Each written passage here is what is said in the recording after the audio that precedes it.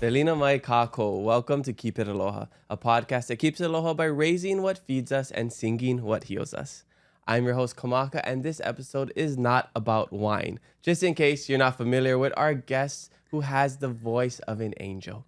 But before we introduce her, I gotta let you know about this week's giveaway. You already know here on the Keep It Aloha podcast, we give away $500 or more in prizes all of 2026. This week's giveaway is provided by Kama'aina owned and operated Blue Shield Security, Hawaii's one-stop security shop. To enter, all you have to do is head to our Instagram and find the giveaway post. The full details will be in the description. The first place winner will receive a 4-camera system for home or business valued at $2,500. The second place winner will receive a free alarm system for a home or business valued at $1,000. And the third place winner won't be going home empty-handed and will receive a Keep It Aloha hat and t-shirt. I'll be pulling the winners on Wednesday and announcing them on Instagram. For an extra 10 entries, email nicole@keepitaloha.com the secret word/phrase from this episode, as well as your favorite thing to grow. And as always, the prizes and entry instructions can change every week, so make sure you're following us and listening to the full episodes so you never miss a chance to win. Good luck and enjoy this episode. All right, let's introduce our guest. After 175 years, some people still think we're just a ranch. And we just farm all day. What they don't realize is we wear many hats. And that's just how we roll. You just might see some old friends. Or make some new ones. So come hang with us Drive on out to the country. and get that epic snap. No matter what you're looking for, come discover where legends are made. Our guest today is a Native-Hawaiian award-winning singer-songwriter from the west side of Oahu. This Nā Hōkū Hanohano Award-Winner is also a farmer. She is redefining what it means to live rooted while chasing your dreams. She first caught people's attention wearing a coconut hat and putting an island twist on Adele's Easy on Me, with a version produced by Kapena that had people saying her voice was so ono. From there, she built a loyal following through her weekly Chardonnay Sunday performances online, leading her to her breakout single, Hey, featuring Peni Dean, which went #1 on Hawaiʻi radio and earned her an Island Music Award nomination. Her hit, Stay Home, featuring past podcast guest Ku'ulei, became a TikTok sensation in 2020, and she followed that up with her debut EP featuring Sweet Island Music, which held the #1 spot all summer and earned her 3 Nā Hōkū Hanohano Award nominations and eventually winning an instrumental composition of the year at the Hōkūs. And through it all, while touring, creating, and building her career, she stayed grounded in the Aina, contributing to her work as a pig farmer and living the lifestyle that inspires her music. She is here and about to just have the best episode ever, and she's one Hamalani, and that's all I have to say. She is Chardonnay Pa'o. Aloha, Chardonnay. Welcome to the Keep It Aloha podcast. How you doing? Aloha, thank you so much. I'm stoked to be here. You make me sound so awesome. I know. I was having a little bit trouble reading everything because there's Is it like too much It was already? a little too much. Yeah, I was like, I should have cut out a couple things. yeah. But I didn't want to take away from all the awesome things that you've done. Thank you. You've had a solid career. You know, I don't actually know when you started, but I'll learn. But I remember first learning about you in 2020 from Okay. that song "Stay Home." Yeah. And that was one of my favorite songs of the year. Thank you. And it's funny because I was thinking about it right before the episode, and I was like, I remember thinking that song was about COVID, like stay home, like wear your mask, or Yeah. like we can't leave, we have to stay home. Mm-hmm. And it took me a couple of times of listening to the song where I was like, I don't think this is about COVID.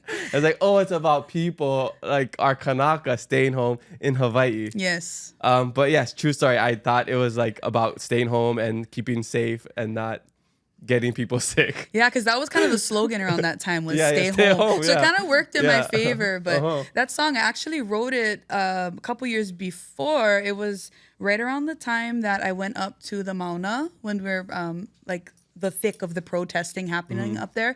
And that's where I met Ku'ulei.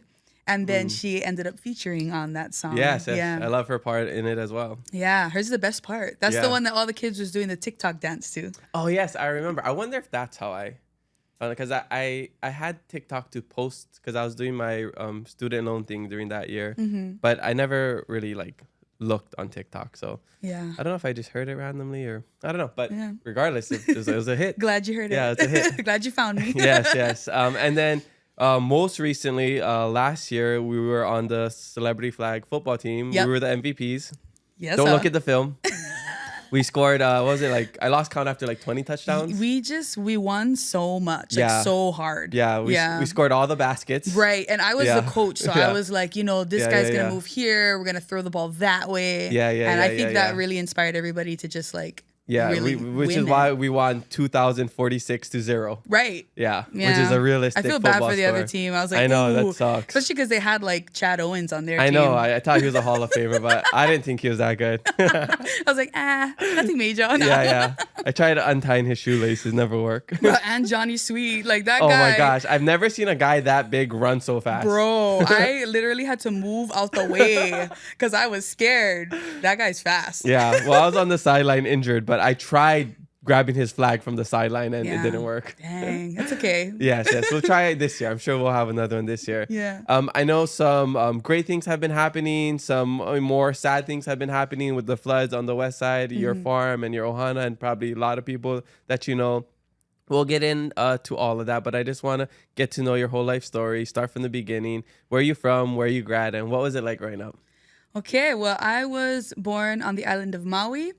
And a few years there, after that, my family moved me to Oahu. And I was raised mostly by my grandparents, my grandma and my papa, and they're the ones who own the farm. So my life growing up was a lot of like weekends filled with farm work. And then during the week, I'm doing good in school and I'm helping grandma around the house. And I went to St. Francis High School. Oh, you're St. Francis. Yeah, wow, which is now shut down. You shut it down. Yeah, honestly.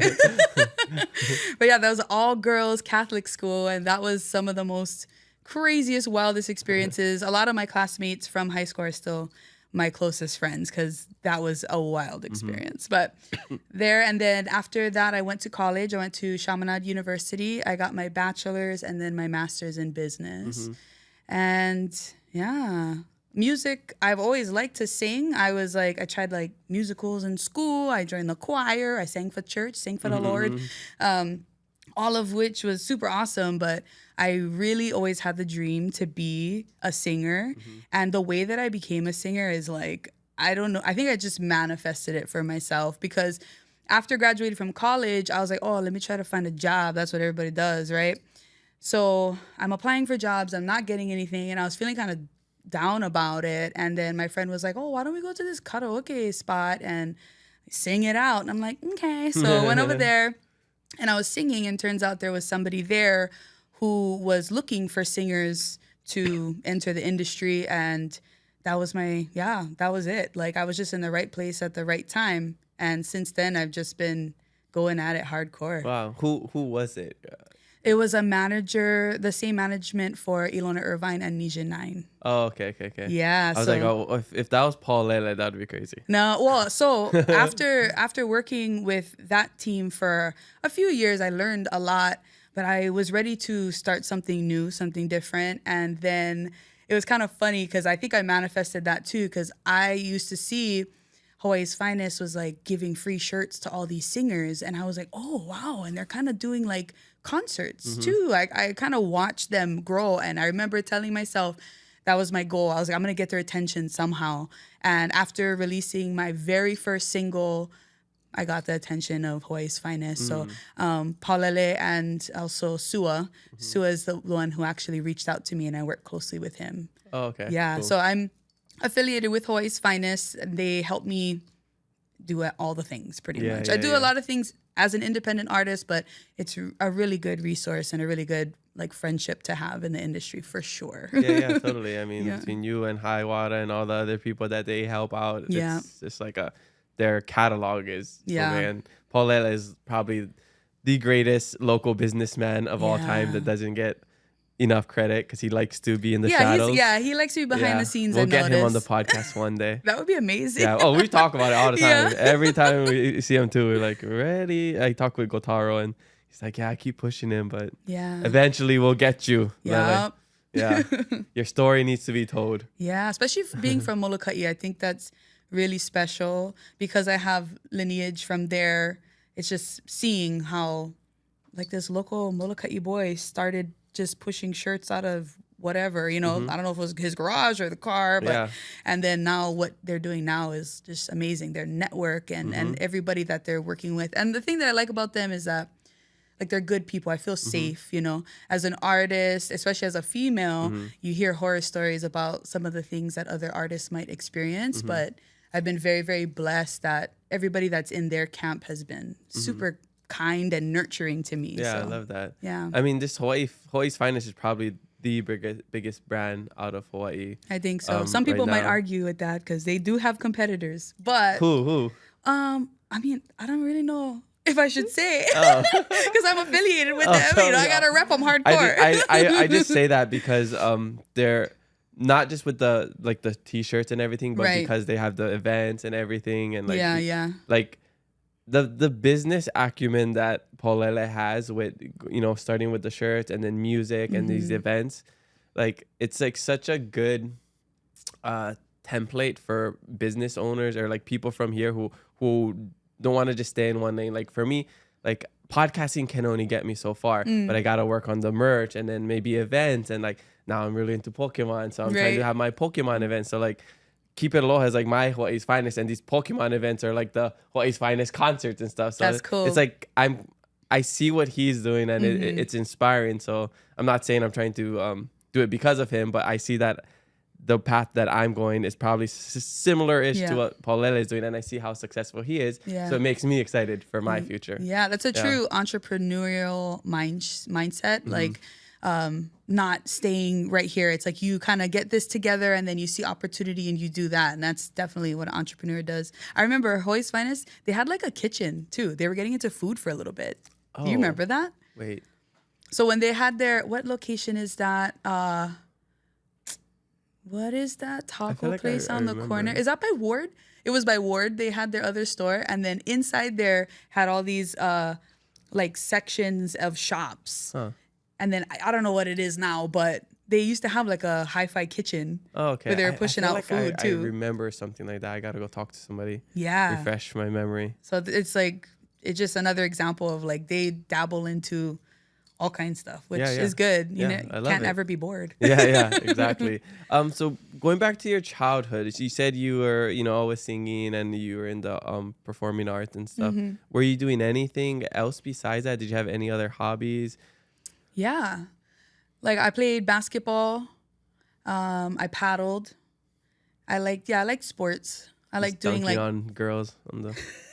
I was one of the tallest girls up on that team. But yeah, I loved it. I loved, because I like collaboration and teamwork. So I thought that was super awesome. And I played college basketball too. I got redshirted though, which means you don't really get to play. You're kind of like benched. But I mean, I feel really cool saying that I played college ball. Yeah. They're D2? Yeah. We didn't win any games that year. Hey, we don't gotta know that. We can edit that out. Okay. Keep it in. I don't care. We could, I wasn't on the team. With AI, we can make some really good highlights for you. Let's cut that in there right now. Ozzy, tell Jordan make a highlight reel of Chardonnay at Chaminade. Just like averaging slamming 14.3 points, 8 rebounds, 2.6 assists, 0 turnovers. Yeah. And make me super fast. Like, Yeah. Like my legs just across the do whole it like court. what's it called? Space Jam. Yeah. And like when she's dunking, her arms just like stretching across from like the free throw line. Yes. Okay, we got you. All of that. Thank you, technology. Yeah. And then while you were doing all of this and school and then family stuff, you had your Ohana's farm the whole time. So you were just in the mud since day one. Yeah. Okay. It was just like chores. Yeah. Like I always remember loading up into grandma's car and heading over to the farm and just doing everything, washing pig pens, feeding the animals. And it wasn't just pigs. We had dogs. We had we had cows for a little bit. I remember my papa being into like geese and goats and all kind chickens. So Wow, yeah. everything. Yeah. And then like plants too and other stuff?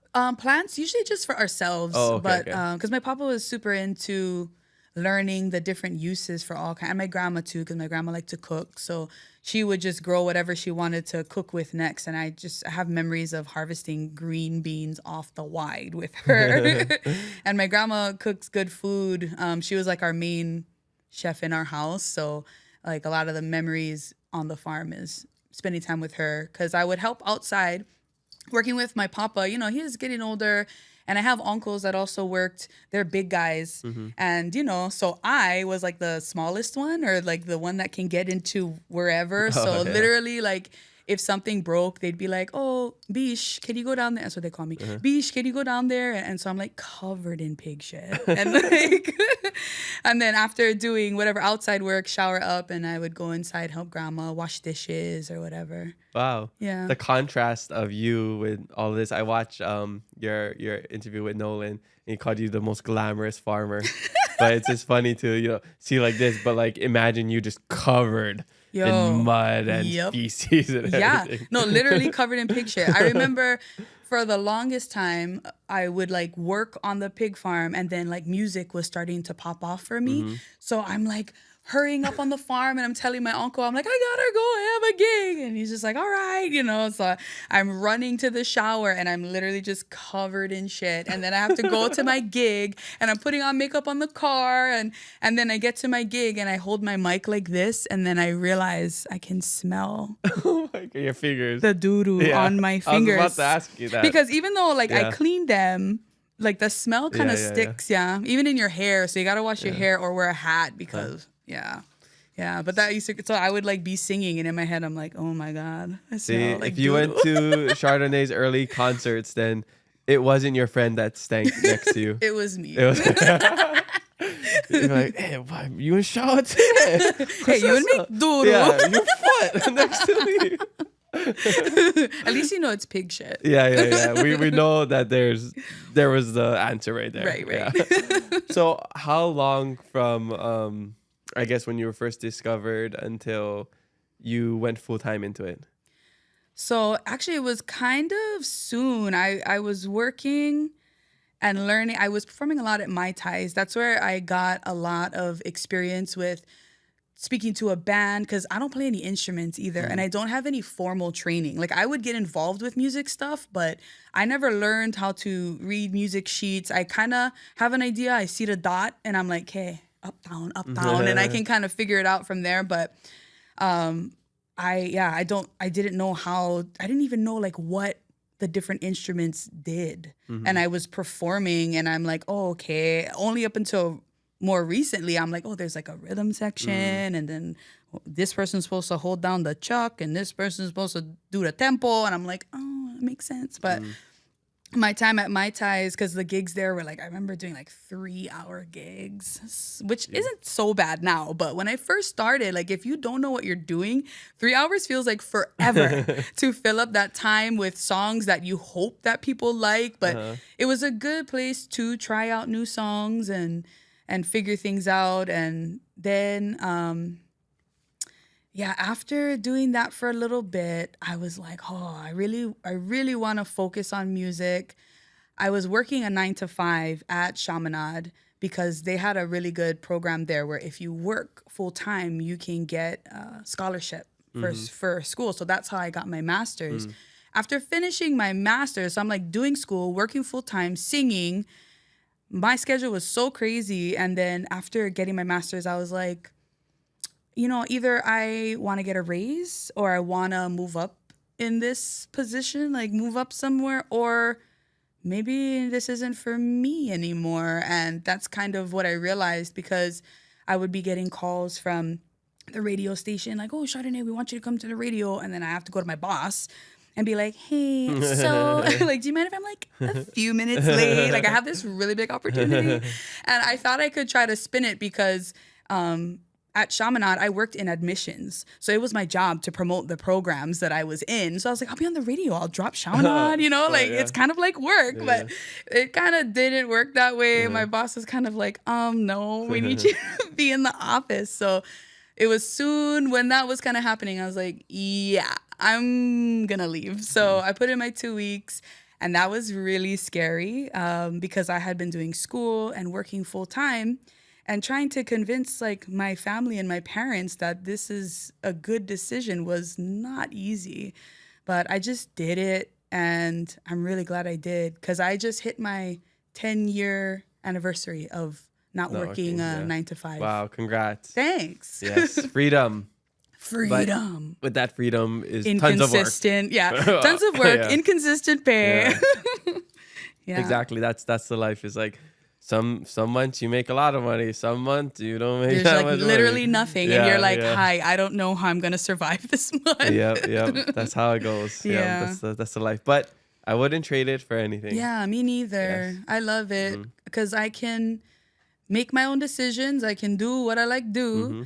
And one of the main things that I'm super, super happy about is I can be there for my family, being there for my grandparents, taking them to doctor's appointments, being there for my siblings or my friends if they need something, my nieces and nephews, and even just like myself. Like I don't have to worry about, which is exactly why I left in the first place. So I'm really grateful to live a life where I can be helpful and spend a lot of time with my family. And I think about that moving into the future. I'm stoked that I made that decision before like having kids and starting a family, because I know now that I can do it. And so I'm excited for when I start my family. I'll be like, yeah, man, I'm going to be home. I'm going to be able to spend time with my kids and really focus on them. So that's one so of these cool. da's, yeah. And then you can be the next Kapena and have all your kids play for you. Yeah, but I don't know how to play instruments, so they gotta learn. No, I gotta send they them can to. do it. You just sing. You let them I'll be learn. like, here, figure it out. Yeah. Then it's free labor. Right. Yeah, you keep all the money from all the performances. And just pay them in Pokemon cards or Oh something. my god, they're gonna be like, oh my god, here she goes again. They say, here, 1 high chew for you, 2 high chews for you. What's gonna terrify me is like, what if they think that my music is like lame? I'm gonna be so devastated. Well, I don't know I don't know how long it's gonna be till you have kids, but I mean, yeah, music is always changing. So like by then, I don't know what's gonna be cool. They're gonna be like, what is this old lady sweet island music? What is hammer? Oh, They're gonna be like, this is lame. this is lame. It's so cringe, mom. Yeah, so cringe. Whatever word Whatever they're gonna the have. new Yeah, word for cringe is, yeah. So, what's been some of the highlights of your music career so far? Ooh, there's so many. And as you were like talking about, that was like my resume, like all the big moments. I was, just remembering all those things. It can be hard, because as soon as like you accomplish something, it's like you feel like, oh, what's next? You got to outdo yourself or whatever. But when I think about some of my highlights, I have to say, like this past year was rough because we lost Fiji. But he is and was like such a huge inspiration and the reason why I even do music. Because I used to go to birthday bash at Waikiki Shell, and I'd be like slippers off, skanking in the lawn because I was the cheapest tickets and trying to sneak a margarita into the underage section. And like Fiji would be the closing act, and I would see how he's singing, and he has like so much culture in his music. So I remember doing that and telling my friends, man, one day I'm going to be doing that. One day I'm going to be just like him. And I was really blessed that I got to sing background vocals for him at Waikiki Shell. That was a full circle moment, huge. Cool. And when we lost him, I had the opportunity to travel to Fiji to support Ivory Love. I'll forever be grateful for her opening that door for me. And seeing Fiji and just cruising around his home was so cool. And then performing at his homecoming concert, So cool. so major. And then the very next weekend after coming back from Fiji was his tribute concert at Waikiki Show. And I got to sing background for that too. So cool. Yeah, so everything that had to do with Fiji was like just, yeah. Yeah, I wish I got him on the podcast at some point. We have DMs where I'm just like, hey, come on the podcast. And he's like, one day, or I forget what he says, like nephew or so. Yeah, or whatever he said. Soon, one day. And then that day never came. But yeah. such a legend. You Like, know, that yeah. story, I've heard a few people like say that they, because even myself, like I asked him if he would work on a song with me, and he said, Whatever their one day version soon. of, Yeah. And I never got a full song with him. I did sing on a song that he produced and wrote, but so many of us have that experience with him. So it makes me think like, I don't want that to happen for like the next generation, because it feels so like, dang, you know? Totally. So I hope that we like see that, and we know when someone else is asking us that we work with them, you know, like we try to make it happen, because we won't get that opportunity again. Yeah, you don't want to wait till it's too late. Exactly. Yeah. Yeah. Such a legend. Do you have any like collabs coming up? Any new music coming out? I know you had that verse on that Hama song that was straight fire. Thank you. Yeah, maybe a full version of that. Oh yeah, I hope so. I reached out, and hopefully we can work on something, because I have like a whole extended verse to the Hamalani song. And it was funny because I got asked by a couple of followers like, oh, can you do the Hawaiian Hama verse challenge? And I was like, oh, what is this? And I didn't even listen to the full original song yet. I just heard that and I was like, bruh, I got this.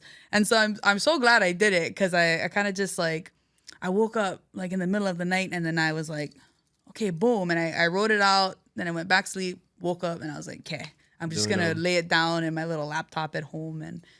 And it had such a good response. So I'm super stoked. So I hope that the attention from that verse continues, because I wrote a whole album, and I'm just like, I think I'm going to go into the studio in like 2 weeks to start. Oh, so hopefully it gives some momentum. And Yeah. Because especially with this episode coming out, perfect timing. Yeah.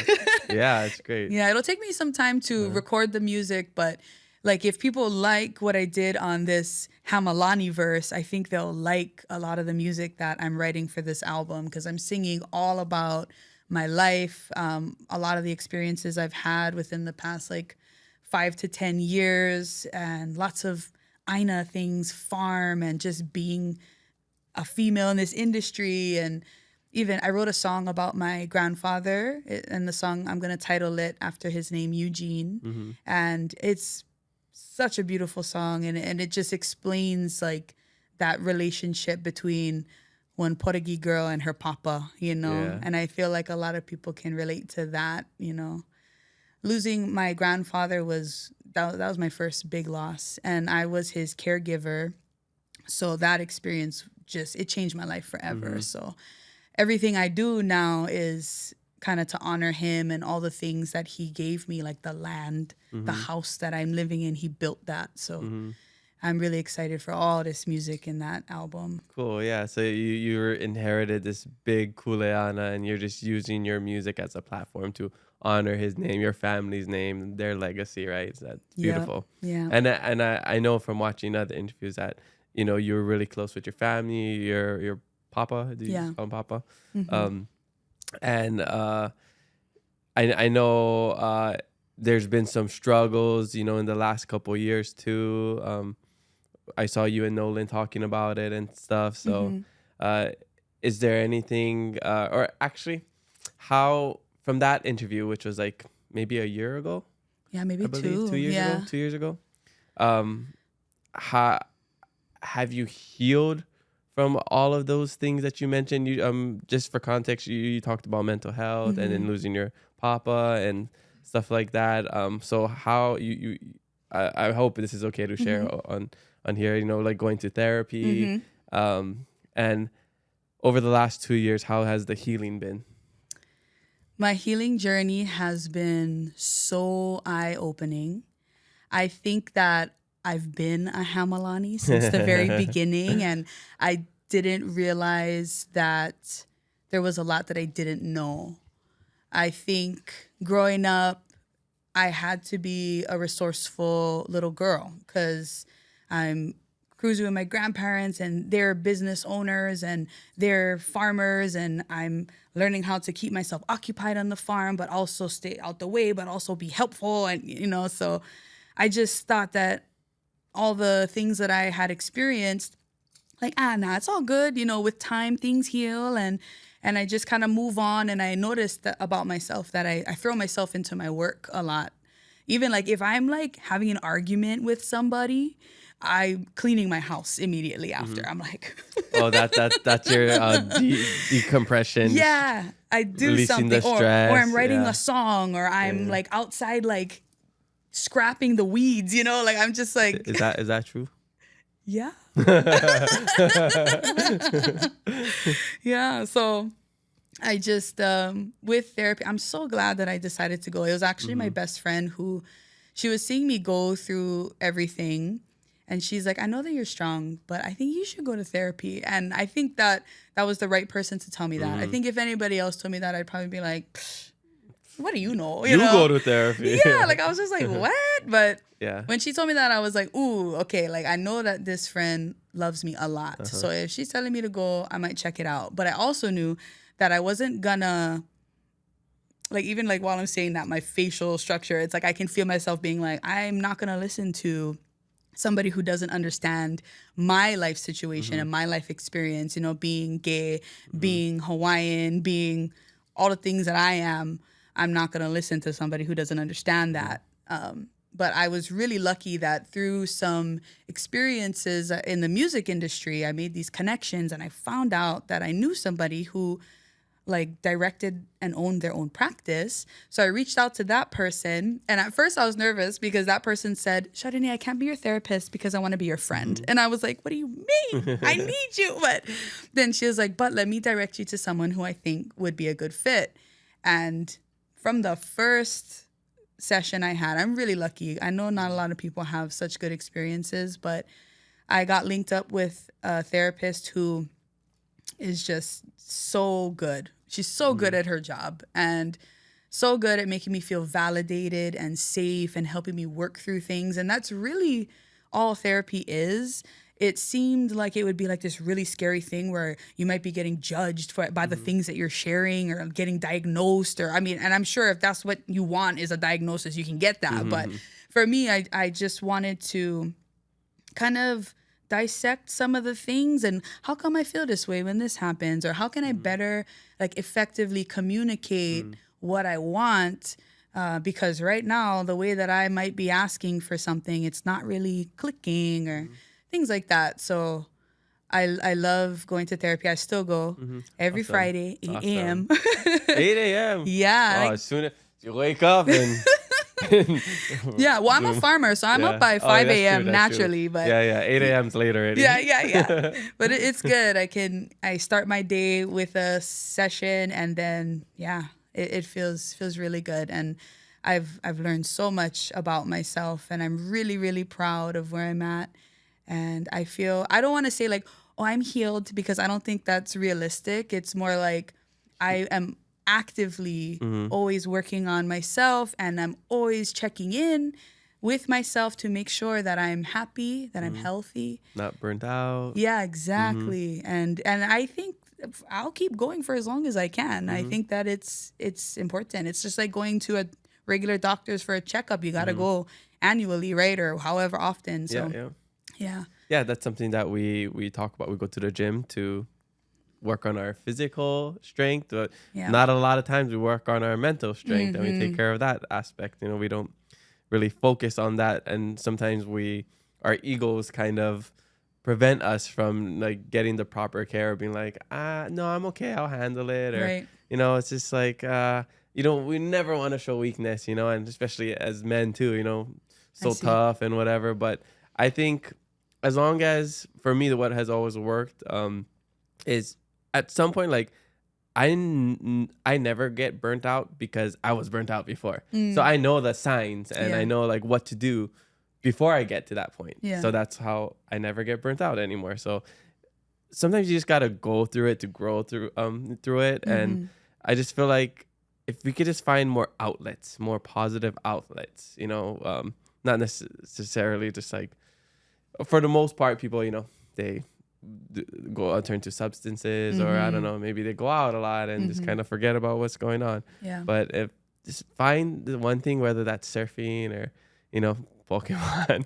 But that leads You into love Pokemon. That leads into another addiction, which I'm working on. So maybe That's not an expensive habit. Yeah, it's an expensive hobby, which is I'm working on finances now. Let's move on. I was trying to be inspiring, but as soon as Pokemon came out, I was like, this isn't actually the best. But I do want to say that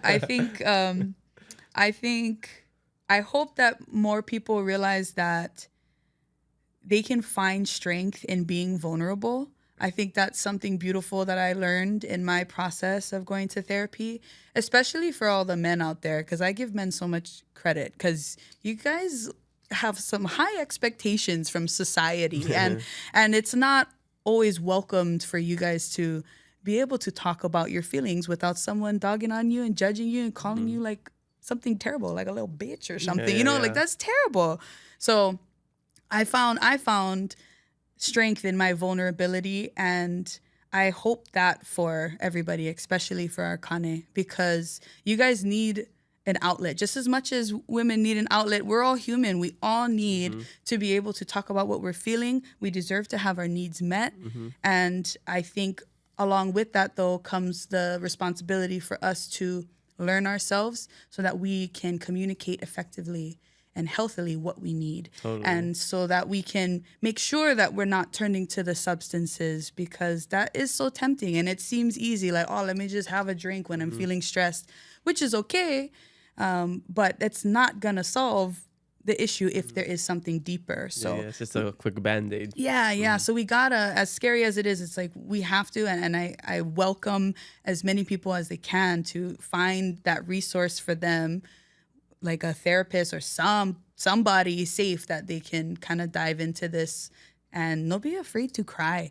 After losing my grandfather, waterworks all the time, and I used to like try to hide it, but now I do not care. Like I will just cry. I love it. I cry on stage. I just cried a couple weeks ago at my 10-year Peace Corps reunion with all my friends. Yeah, because sometimes you just have to, and holding it in is no good. But yeah, so there's beauty and there's strength in being vulnerable. So it's okay. And mahalo to you for sharing that and being vulnerable on the podcast, because that helps other people be more vulnerable. That's how I was able to be more vulnerable and be okay with being showing emotion. Because coming out of college, growing up, I'm pretty stoic. Like even I don't show a lot of emotion even to this day. Unless I pull an SI or Charizard.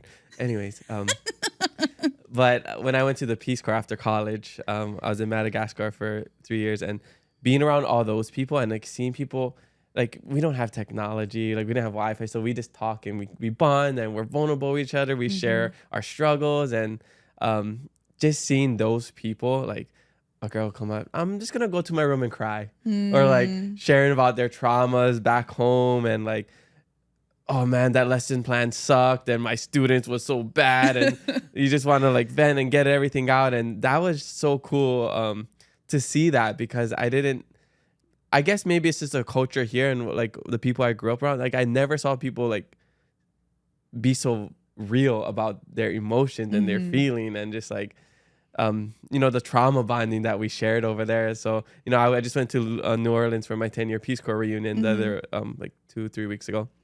And just catching up with everybody, and I was just like, we were sharing our rose, bud, and thorn from the last 8 years since we got to Madagascar in 2016, and then most people left in 2018.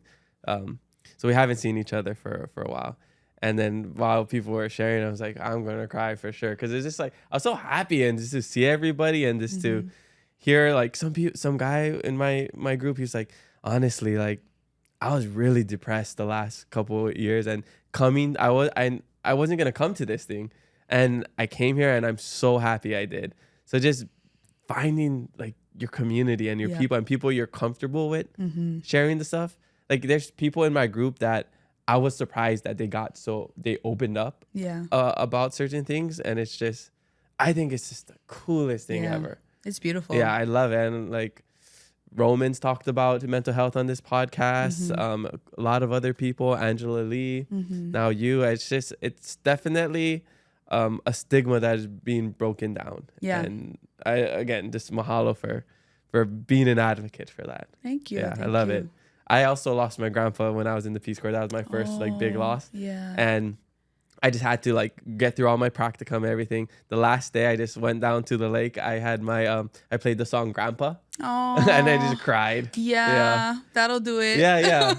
And I think that's fine. You just get it out, feel the emotions. Like it's seasonal. Like it's gonna come and go and then you'll be fine. And then that's part of life. Yeah, grief is wild. Like that's the heaviest experience I think I've ever had.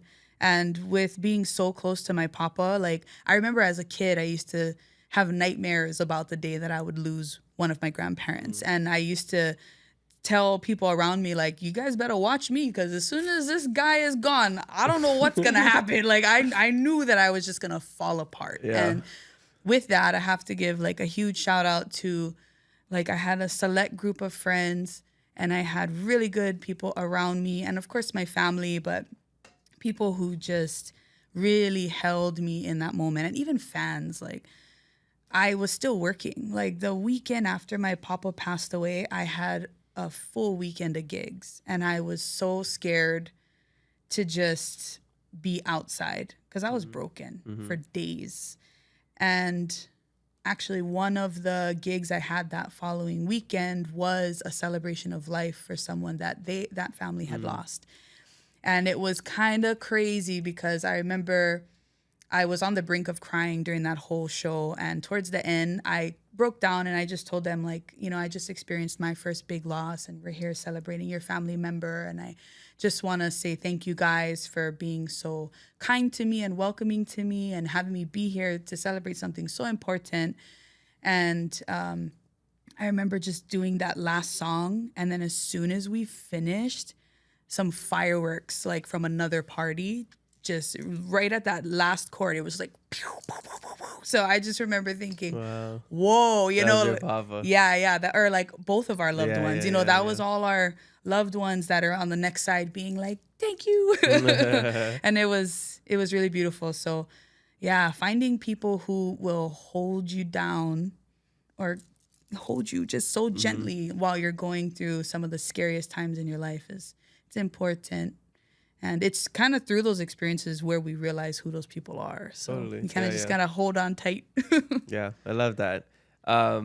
So as we're talking about, you know, this grief and, you know, closeness of the family, and one of the cool things about tragedy is that sometimes it brings people closer together. You know, just like with the floods, like terrible, you know, same with the Maui wildfires. Like we hate to see that. But I love to see our community and how strong we are and how people step up and awamo kuleana and just, we're not waiting for the government. We're not waiting for anybody, family, friends, people you don't know here. Let me kokua you. Yeah. I love seeing that. It sucks that it's usually in the wake of something bad, but regardless, it's inspiring to me. And recently, you know, we had some terrible, terrible flooding. I was here the first week and I thought that was bad. I was like, I've never seen anything like this. And then I was traveling the second week and seeing everything on social media. And like, it wasn't just North Shore and West Side. It was Kaimuki. It was Manoa. And like, what is going on? This is not normal. Yeah. And then just seeing the aftermath of it all. And, you know, I came back, went to North Shore, just seeing everybody on the side of the road having to rebuild everything, all the mud, seeing, you know, the beach cleanups at Makaha and all of that. It's just crazy. It's never, this is the craziest thing that's happened in our lifetime in terms of like a storm. Yeah, for sure. So do you mind sharing a little bit about that and maybe update us on how it is on that side? Yeah, for sure. So I remember hearing that there was going to be a storm. So I'm like the preparer queen. I think I learned that from my grandma. She always had all the things. Like when remember we had like those 40 days of rain back in the day. And then, I don't know, whenever we had like power outages, my grandma would like pull out the propane wok and like she would have all the lamps and she'd be like, oh, okay, to keep you busy, go match all the socks or go alphabetize all the DVDs. And like, so she taught me like what to do when there was a storm. And then same thing with my papa on the farm. It's like, oh, go strap everything down, go check on the animals, make sure we charge all the batteries, you have gas in the generator, make sure that we have enough water, because if our water lines get affected, it's not just water for us that we need, it's water for our animals. So all of that sort of preparation that I learned from them, I was like, we gotta go. So I went to the store, grabbed all the things, charged all the things, and I wasn't thinking it was gonna be anything crazy, but I think with the first storm, I saw my tree. Like I actually was in therapy. I had therapy on Friday. And as soon as I finished, I was telling my therapist, oh, stay safe in the storm, blah, blah, blah. And then I looked out my window and one of my trees was literally like down. And I was like, already down. Yeah. And I was like, what the? And then as time continued, then we had like 2 days of a little bit of sunshine. And it just so happened during those 2 days, I had a gig and I had to get out of my road and we couldn't get through with any of our vehicles. So our neighbor was like, oh, take my truck, because he had a big truck. So took that big truck, went to the gig, went back home, and then boom, the second storm hit. More trees down. I think we had like 7 soursop trees down. Oh, not soursop. I love yeah. soursop so much. And my grandfather planted those trees. So it's very like emotional, you know? Yeah. And then I don't even hear it. Like the rain is so loud because we have tin roof all around too. Yeah, that. That's just that pop, pop, Yeah, pop, yeah, just. Yeah. And I didn't hear. We had like 3 huge Keawe trees drop. Wow. And it fell onto our fence lines and like hanging on some of our buildings. And it was like anytime the rain would stop for a minute, I'd put on my boots and we'd take a walk around the property just to assess, okay, what happened while we were sheltering, you know? And every time I take a walk, I'd be like, oh my God, another tree, and oh my God, this. And then even our animals, like our pigs were pretty good. Their building held up well, but our chicken coop was getting cracks. And we actually, unfortunately, lost one of our chickens. The flooding in the mud was just too much for them. And then, yeah, I'm trying to think. Then one day I look out of my window and I see a sinkhole on my property. You had a sinkhole? Yeah. Those things are scary. I've only seen videos of it. And I heard there's one at Makapu'u too. Oh, yeah. Oh, those things are scary. Terrifying. Like, yeah. because at first it just looked like a lot of water. And I'm like, okay, it's, flooding. And then as the water, like, I guess was draining, I'm like, and it was like as big as this table. Wow. Like big. And then, I mean, I didn't want to go walk up next to it, but I had my nephew take his drone and go check it out. Because I was like, can you like show me how deep that thing is? And luckily it wasn't too deep. It was more like just the soil all kind of settled because of all that heavy rain. So it wasn't too bad, but it was terrifying. And then, yeah, we're just like looking at all the damage, like, bruh, like I don't even know where to start. It feels overwhelming. Then we had 2 days with no power. So. Oh, yeah, I forgot the power outages. Bruh. So a lot of people, I mean, we had generators, thank God, but a lot of my neighbors, I found out that like they lost all of their food supply because the freezers and everything just couldn't keep everything cool within those 2 days. And they couldn't go buy ice because we're all flooded in. So that's something that I should explain to. Where I live is where I live. Sorry. There's, I live off a road called Pa'akea that's on Ma'ili on the west side. And basically there are 2 spots where I've learned that the water kind of comes off of the mountain through the military base and it kind of collects in these areas. My house is right in between. So both exits, whether you want to go to Comprehensive Way, which I learned is Maili'ili Road, or if you want to go Hakimo Road, you cannot. It's flooded. So we were just kind of stuck for a few days. Like, we didn't leave the property, and I remember feeling weird when I finally did try to leave. But there's a lot of people out there who couldn't go get supplies, so they were just flooded in for a few days, like how we were.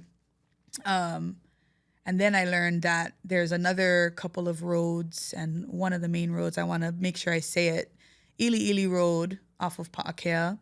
Their flooding was so bad, there were people who were stuck in their properties for 2 weeks. 2 weeks. How did they get, like, did they drone stuff in, or like? One of our neighbors, Uncle Chevy, his dad is actually a good friend of my grandfather's, but Uncle Chevy, solid family, he hopped on his backhoe and was taking people and donations in the bucket and driving through the flood to get things.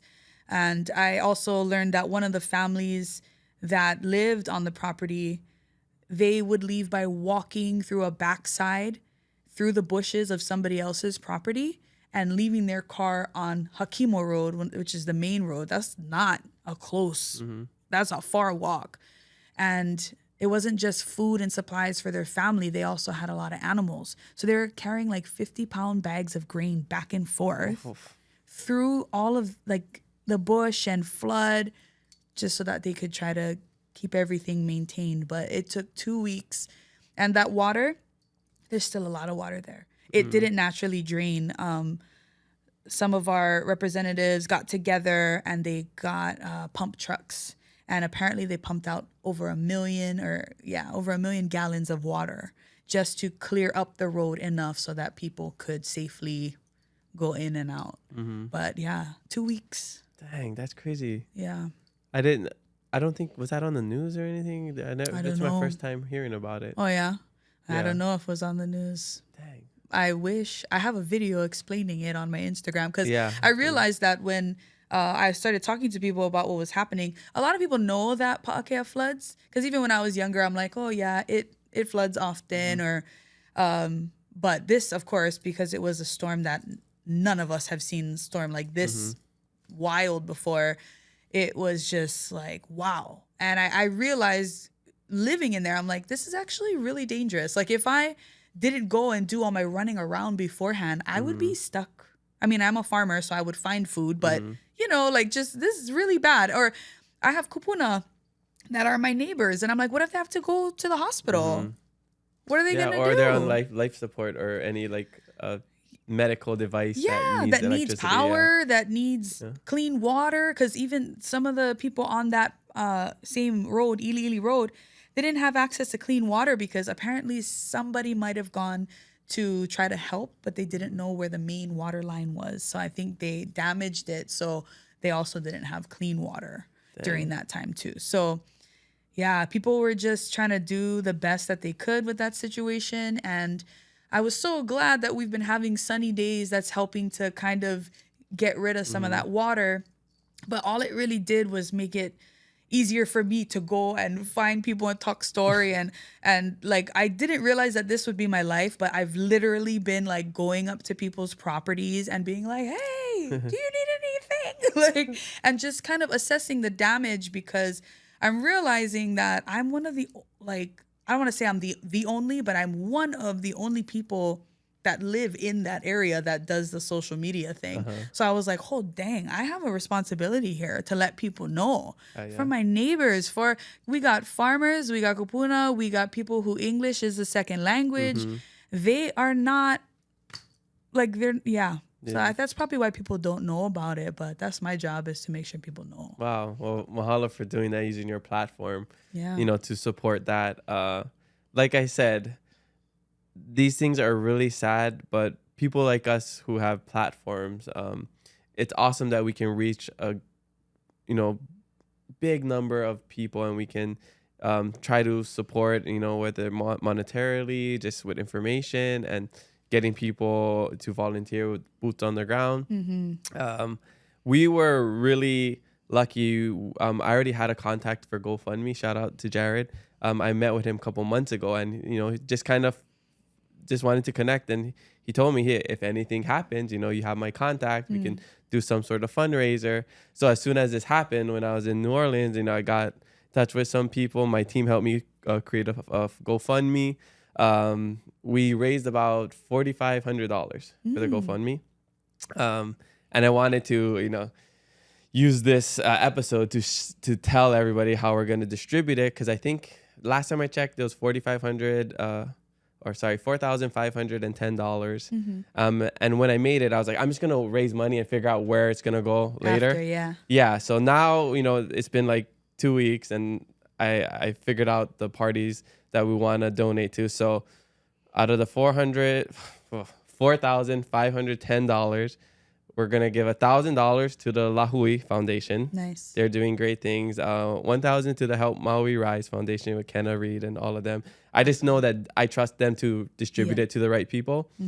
$1,000 to my friend Brittany Yim's farm. She lost her whole farm up on the North Shore. And then $510 to Hawaiian Council. I know they got a lot of support, but I know they're matching donations, and they'll get it to the right people. And the last $1,000 I wanted to donate to you and your farm and all the people over there. So whomever you want to help out, by the time this comes out, all the funds will already be in the respective it'll be in like the banks or whatever.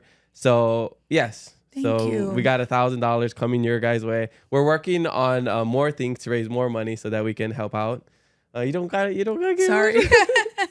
Thank you so much. But yes, I always wanted to surprise you and donate. We'll figure out all the information after. But Thank yes, you. we wanted to cool in any way we can. We reach a lot of people here. We have a very strong online community and people in Hawaii and outside of Hawaii that support the podcast. So this is the least we can do. My body's bust up. I'm not I'm not a Hamalani like you and can be out in the farms all the time. So this is just our way of keeping it aloha. Thank you. Yeah. I appreciate it so much. Of course, yeah. It's emotional because like our property took damage, but we've been really blessed that we know people. And because I yap so much online, I've been able to make these connections with people who can help us like figure out what to do when you have a sinkhole, figure out what to do when you have huge keawe trees to cut. And we've been doing okay.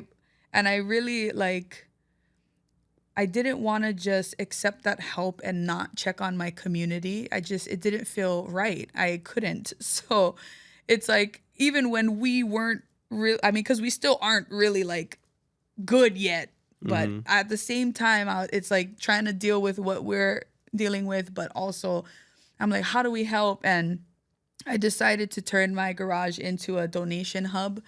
Where we've been collecting all sorts of things that people can really, really use, especially with now knowing that we have another storm on the horizon. It's like, okay, what do we need? Generators, gas.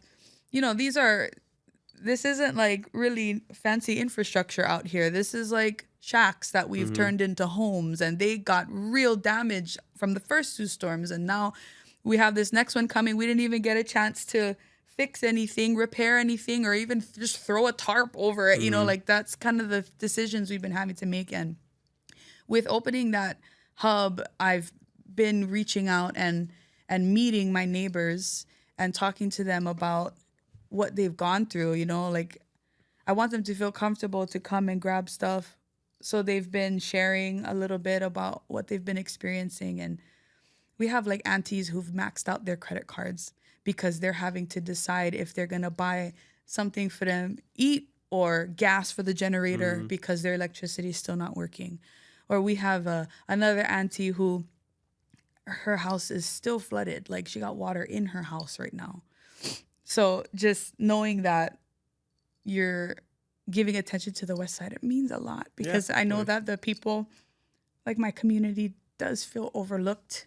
And we are Hamas, like we can handle, and as farmers, we're very resourceful, but it just means a lot when you help to bring attention and you are putting your money where your mouth is. And thank you, because that money is going to go to good use. Yeah, totally. I mean, I feel when these things happen, when you're so connected to your community and people, same way like Mauna Kea, and you can't be there, or you're not comfortable being involved in a protest. Like, I don't like conflict, but I realize that we all have our strengths.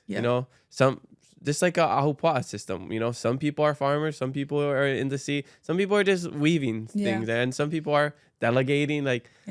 My kuleana is being able to connect with people and crowdfunding, and that's what I paid off $50,000 of student loans. Wow. Doing odd jobs in 2020. That's my strength, is getting Congrats, people together. That is that's big. So I think I've talked to people throughout this thing, and it's a marathon, not a sprint, and we need to. There's sometimes there's guilt and shame that comes through this, where it's just like, oh, I should be going out and doing everything, but I need to work, and so there's that inner turmoil that's working within all of us. It's like, can I be I came back, I had my birthday on Kauai planned for a while. I was like, should I even be here while everybody else is suffering and stuff? But so I know a lot of people feel that way in different capacities. Yeah. But what I would say, and I haven't been affected directly, so that this is only from my perspective, is do what you can, take care of yourself first, because you cannot pour from an empty cup. Exactly. If I'm burning myself out, I gotta pay my bills too. Yep.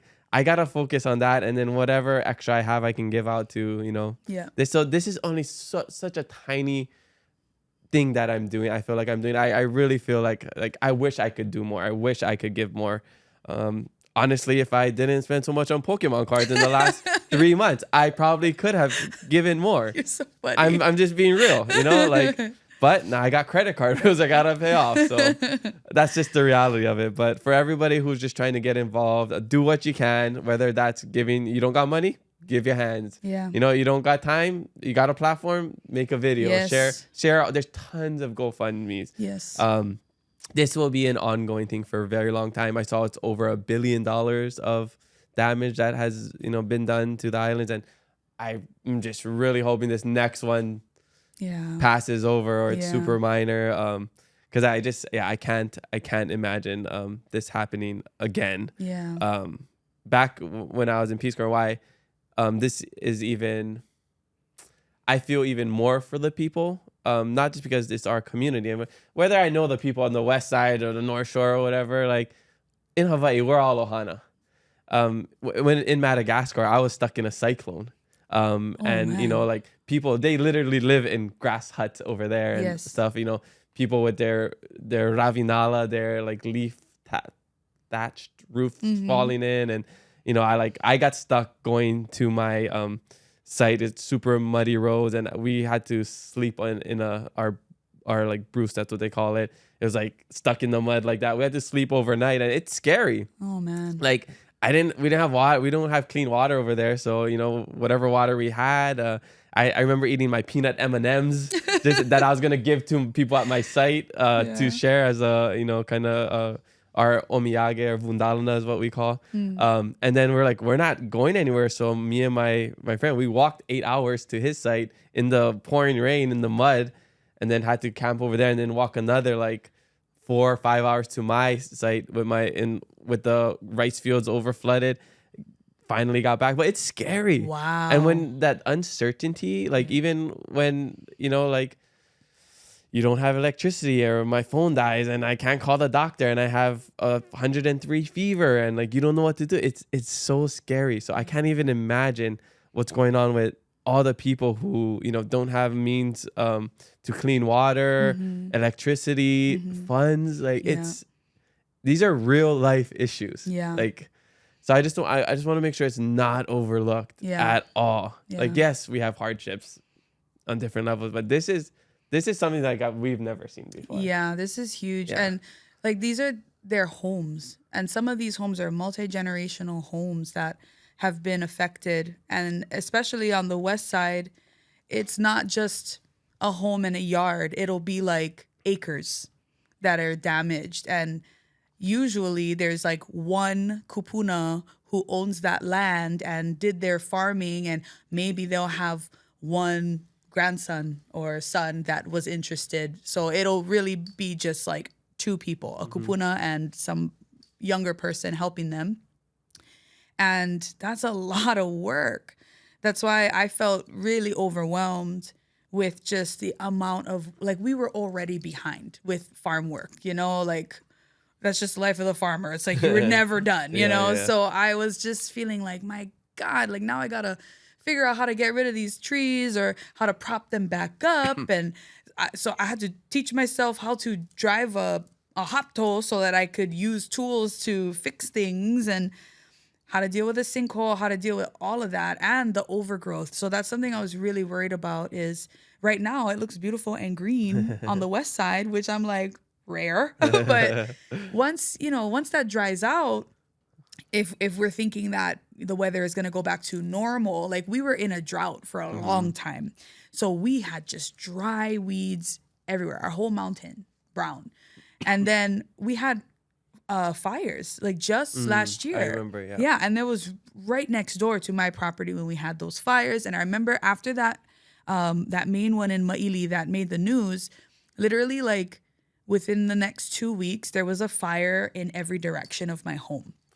And I would just be sitting in my living room and I'd go outside. The first thing I'd do, I'm like, you know, it was kind of traumatizing because it's just so scary. That stuff travels so fast. And so I was worried with all of this rain we got. I'm like, okay, good, we're soaking the land, but all of this greenery is going to turn brown, and then we're going to go right back to having that same problem of a possible brush fire. And I'm thinking to myself, there is no way that me and one other person are going to be able to weed whack and clear this whole property, like, bruh. And I was just thinking that it's so overwhelming. Yeah, you know, and on top of that, it's like my mom's space where she lives on the property has a leaking roof, and the electrical got messed up. So it's like we just had so many problems, not just the home, but the property and our safety. And I was scared, but somebody reached out from Youth Challenge, and they were like, "Oh, we can send some cadets to come help weed whack." And I was like, oh, perfect. What? Yeah. Yeah. So I was like, you know what? Like, why don't we just like put out the kahale to like volunteers? Yeah. So I was really nervous, but I was like, here we go. Like, you know, I got nothing to lose. And so we put out this video, brah. I was having anxiety like all the night before. I'm like, am I gonna be able to explain everything? Or, you know, what if they accidentally break something and they make my work even harder, you know? Or like, I was just like, it's scary, you know? But 100 people showed up. Wow. 100 people. And like, they barely needed guidance, bro. I just explained, like, I'm like, all the invasive trees, anything on the fence line, just clear it for me. Bro, the whole property. Within a few hours, they just whacked it all. Wow. And I got so emotional, crying. I couldn't even properly thank them because I'm just like, oh, like snorting and everything. Because I just was so overwhelmed and so grateful, because that work would have took us over a year to do. Totally. So I'm really, really grateful for that. And I'm hoping that it can continue. And part of me doing that was also like where I got my courage from to actually invite them was because I was like, I want to see like what people are capable of, because I know my neighbors need help and they don't know who or where to ask. So if I bring them out to my farm and see what they can do, then maybe I can start kind of, you know, directing the help out. And as soon as that happened, so had all the cars lined up down my road, and my neighbors was like, "What you doing? Chicken fight?" And I was like, "No, negative."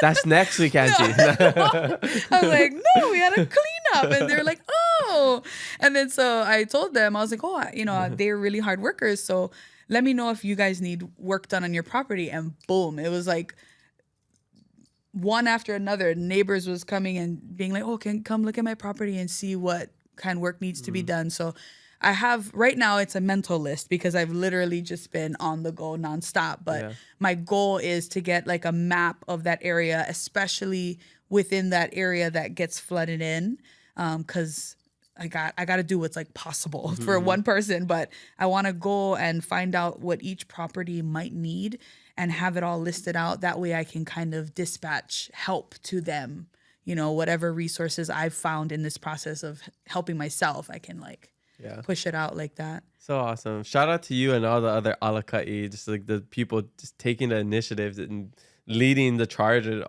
for all of these things. I wish there was some sort of nonprofit. Maybe there is. Maybe I'll have a fun for it one day. But like people like I wish there was just a way we could pay you guys. You know, like, thanks. That would be nice. No, because like I see this and I see people like Jamaica. Yes. I don't know how she feels about this podcast, but I'd love to have her on one day. If every social thing, anything happens with Hawaii, she's there. Front lines. Whether that's the Mauna, like the floods, I'm sure other things that I'm not aware of, she's there. Yes. And I'm like, I'm pretty sure she like teaches and like does these other things, probably has gigs and other prior engagements, but she's there. Yes. And like when I was there, she was there. Yes. I'm just like, they're taking away time from their own life and business. And, you know, Joey, I'm just saying these names because these are people I know. I'm sure there's a lot more people that deserve a lot more credit. But like, there should be a fund that like pays these people to do this, because you're just taking time out of your own day. And like, you have gigs. You might not even go to Mary Monarch and like do all that. Like, I hope we've learned at some point that yes, we need a fund for everybody to rebuild. But maybe to like, I'm not saying like, let's pay these people a salary, but like, let's give them a stipend or something. Like a mahalo, like here, like, this is to pay your bills. Maybe to get a nice dinner after working. Hey, you buy a 6-pack of beers, you know, like get a steak plate. Whatever it is. Go to whatever, a High's Steakhouse, whatever. And like here, like enjoy, like shout out to these people. You and I just think it's like, I can't do that. I'm just like, I don't know how I do that without the rest of everything I got going on not catching on fire. Yeah. So I just so much respect for you and all these other people. I'm like, thank you. I'll talk to Joey at some point. But yeah, I'm just like, if somebody has any idea of like, is it okay if we use some of our money that we raise to just like give it to these people working? I don't know. Is that okay? Let us know in the comments. I don't know if Hawaiian Council is okay with me sharing this, but so they came out. Hawaiian Council came out. Darius Aquila came out, and they're called the Longshore Union? You know, yeah. So I all in one group. I took them around Pa'akea to show them some of the properties of concern and some of the areas where the flooding was happening. And mind you, like, this is not like my area of expertise. Like, so I'm just tripping that my whole life kind of flipped into this. Is my first time like taking on that role. Like, and Jamaica is definitely an inspiration to me. But Hawaiian Council kind of said something like that. They're like, oh, you know, we need you to be okay. Because if you fall behind, then the work that you're doing can't continue. And your work is important. And so Mehana, actually, she mentioned it. She was like, oh, if there's a way, maybe we can try to figure something out to get a little bit of money to you guys to help take care.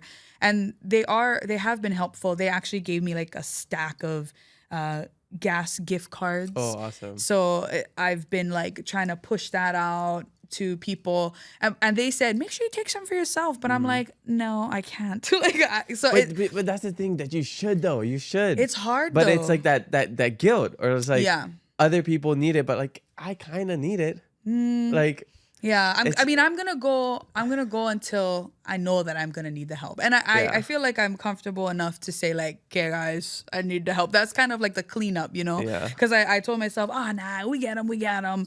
But then I hit a point where I was like, nah, bro, I can't do this by myself. But for things like that, like the gift cards for gas, like, you bet I'm going to pass that on to the aunties and uncles who was right there, like using their machinery and trucks to help the community. Like, that's where those went, you know? So, and, you know, if there's stuff that I need, I'll take that. Like, oh, I could use a little extra shampoo conditioner. I might take one of those. Yeah, exactly. But it would be nice because it is true. Like, we're balancing a lot. You know, my music career has kind of just like paused. And I used to host a market on my farm yeah, once a yeah, month. yeah. Yeah, so I had Sweet Island Market, and that's how I would kind of make extra money to pay my bills. And with this happening, full stop. It's just been 100% advocacy, checking on my neighbors and collecting donations and pushing them out. But I did make my own post, and I put my Venmo out there so that people could help. And that has been so helpful, because that is really what I've been pulling from to pay my bills so that I can be focused on organizing and taking people around and figuring out what we got to do. So yeah, so it's definitely a balance. Yeah. Well, the $1,000 that we'll be sending you away, do whatever you want with it. Thanks. If it's for a steak dinner, then just don't tell us. Just don't tell us. Don't post it on social media. I'm gonna make sure. Yeah, I know. Yeah, I know where that money. You'll get it to the right people. Yeah. But I'm just saying, if you take a little $100 for a nice dinner, I won't be mad. You know what my favorite is? Crab boil. That's my favorite. They got the kind right over here. What is that? Not Raging Cajun. What's it called? Because I like Cajun King. That's my favorite. Yeah. When I was in New Orleans, I didn't do a boil, but I had all like the other gumbo, jambalaya stuff. You didn't do a boil when you No, were I there? didn't. Yeah. Eventually, it just never worked out. Like, yeah. What's the one over? Sponsor me, Yeah, Cajun King. the one right over here at South Kakako. There's I don't know. I'm loyal to the soil with Cajun King. oh, That's the only one I go to. There's one over here. Yeah. Yeah, it's like one of those things. If you want, we can set you guys up. I know the marketing team over there. Oh, so. heck yeah, let's go. If you want to do that, I might switch over. yeah, hey, you can have multiple. Okay. You can have multiple. It's fine. Okay. Last thing before we take a shishi break about this whole kind of topic, I want to give a shout out to the transplants. Some of them, I don't know all of them, but there's a lot of people who raised money, who did deliveries. My girlfriend has a friend, Meg. Shout out to Meg. Like, she's not from here. She raised more than we did for the GoFundMe. That's just awesome. with people donating, and she was doing deliveries to all kind places. And I go to volunteer at the distillery. I'm looking around, like, it's all like, I don't mean to like say like, oh, there's a howlet, but like the white howlet, UH kids and like people obviously not from here. Yeah. They're helping out and doing all this stuff. And I was like, this is awesome. Yeah. We give for justifiably like the transplants and people not from here crap here and now and then. Yeah. But a lot of times when I go to these volunteer days and when it's time to like volunteer like this, a lot of them show up, and I love that. Yeah. And I want to make sure that we just give them a little shout out and be like, we see you. Yeah. Thank you for doing that, helping our community. Some people are very aware, like, hey, I need to give back because I'm not from here. Yeah. I love to see that. So if you're a transplant and you're not doing anything and you've called Hawaii your home, you've made content of this place, and you're not one of those people that we're seeing, then maybe you got to rethink about, how you're living your life here. But Yeah. shout out to the good ones. Some of them are also farmers. Like there's a guy that owns, what is it, High Honey? Stas. Yes. Yeah. Right? Super cool guy. Yeah. I met him a couple years ago. I got a tour of his farm. I learned about his story. It's like Russian or something. Yeah, and the same thing. He's like a third generation farmer. He learned how to do things by hand from his grandfather. And now he's doing like the coolest stuff with his farm. And I thought about him a lot because he was affected in this. And like he's always been, I don't know, just from his energy has been really, really dope. So it's like some of these transplants, if we want to call them that, like they really have made this their home and they've been working the Aina. Like they're not just staying here, moving here, living in an apartment. Like they are like, I'm getting this land and we're gonna farm bees and we're gonna make honey, like that's, and like I learned from him that with the bees, he's making medicine too, like the propolis and everything. And he's inspiring me as a Kanaka farmer to want to learn about taking care of the bees and maybe establishing my own colony or hive. So yeah, shout out to all the people that aren't Kanaka, that aren't from here and are really putting in the work. Yeah, living that Aloha Aina lifestyle. Love it. Yeah, super cool. Is there anything else you'd like to share on this before we take a break and go into the social media questions? I think I really want to make sure that people pay attention to the West Side. I think that my fears of this next storm coming is making me like really nervous and really worried. And I don't want people to forget about the West. That's been my campaign. Do not forget about the West. We are some of the most important people in this cycle of life with farming and recycling food waste, and it's kupunas, it's indigenous people, we do need help, and it's just the beginning. So please do not forget about the West. Totally. And if you have no connection to the West Side, but you love sports, Max Holloway. Max Holloway is from the West Side. Yes, sir. So if you support Max Holloway, you can support the West Side. All right, let's take a quick shishi break and we'll be right back. All right, we're back from a quick shishi break. Mahalo to our drink sponsor, Harder's Hawaiʻi. First time trying it, right? I love it. Yeah, it's good, huh? It's delicious. Yeah, we're going to take some home for you guys. Thank you. Yeah, maybe I'll get some cases. Maybe we can give some to the Ohanas over there. Oh, that'd be dope. Yeah. They'd be Thinking excited. about that, yeah. Yeah. Spread some love to the West Side. Yeah, actually. I know we're recording. I'm just, speaking out loud. Like, oh wait, I should actually reach out to all of them and get drinks for everybody. But yeah, I just feel like there's more important things that people need than just like fancy, yeah, fancy delicious exactly, drinks. Yeah. So I think that's why I have generators, gas, batteries, headlamps. Yeah, exactly. Eventually. Yeah. Okay, first question. And lastly, I forgot to say mahalo to everybody who donated to the GoFundMe. And we'll be donating future things and supporting. You guys are all awesome. I see the names. Just wanted to give a big, huge mahalo. All right. First question from social media comes from Shay Went Neverland.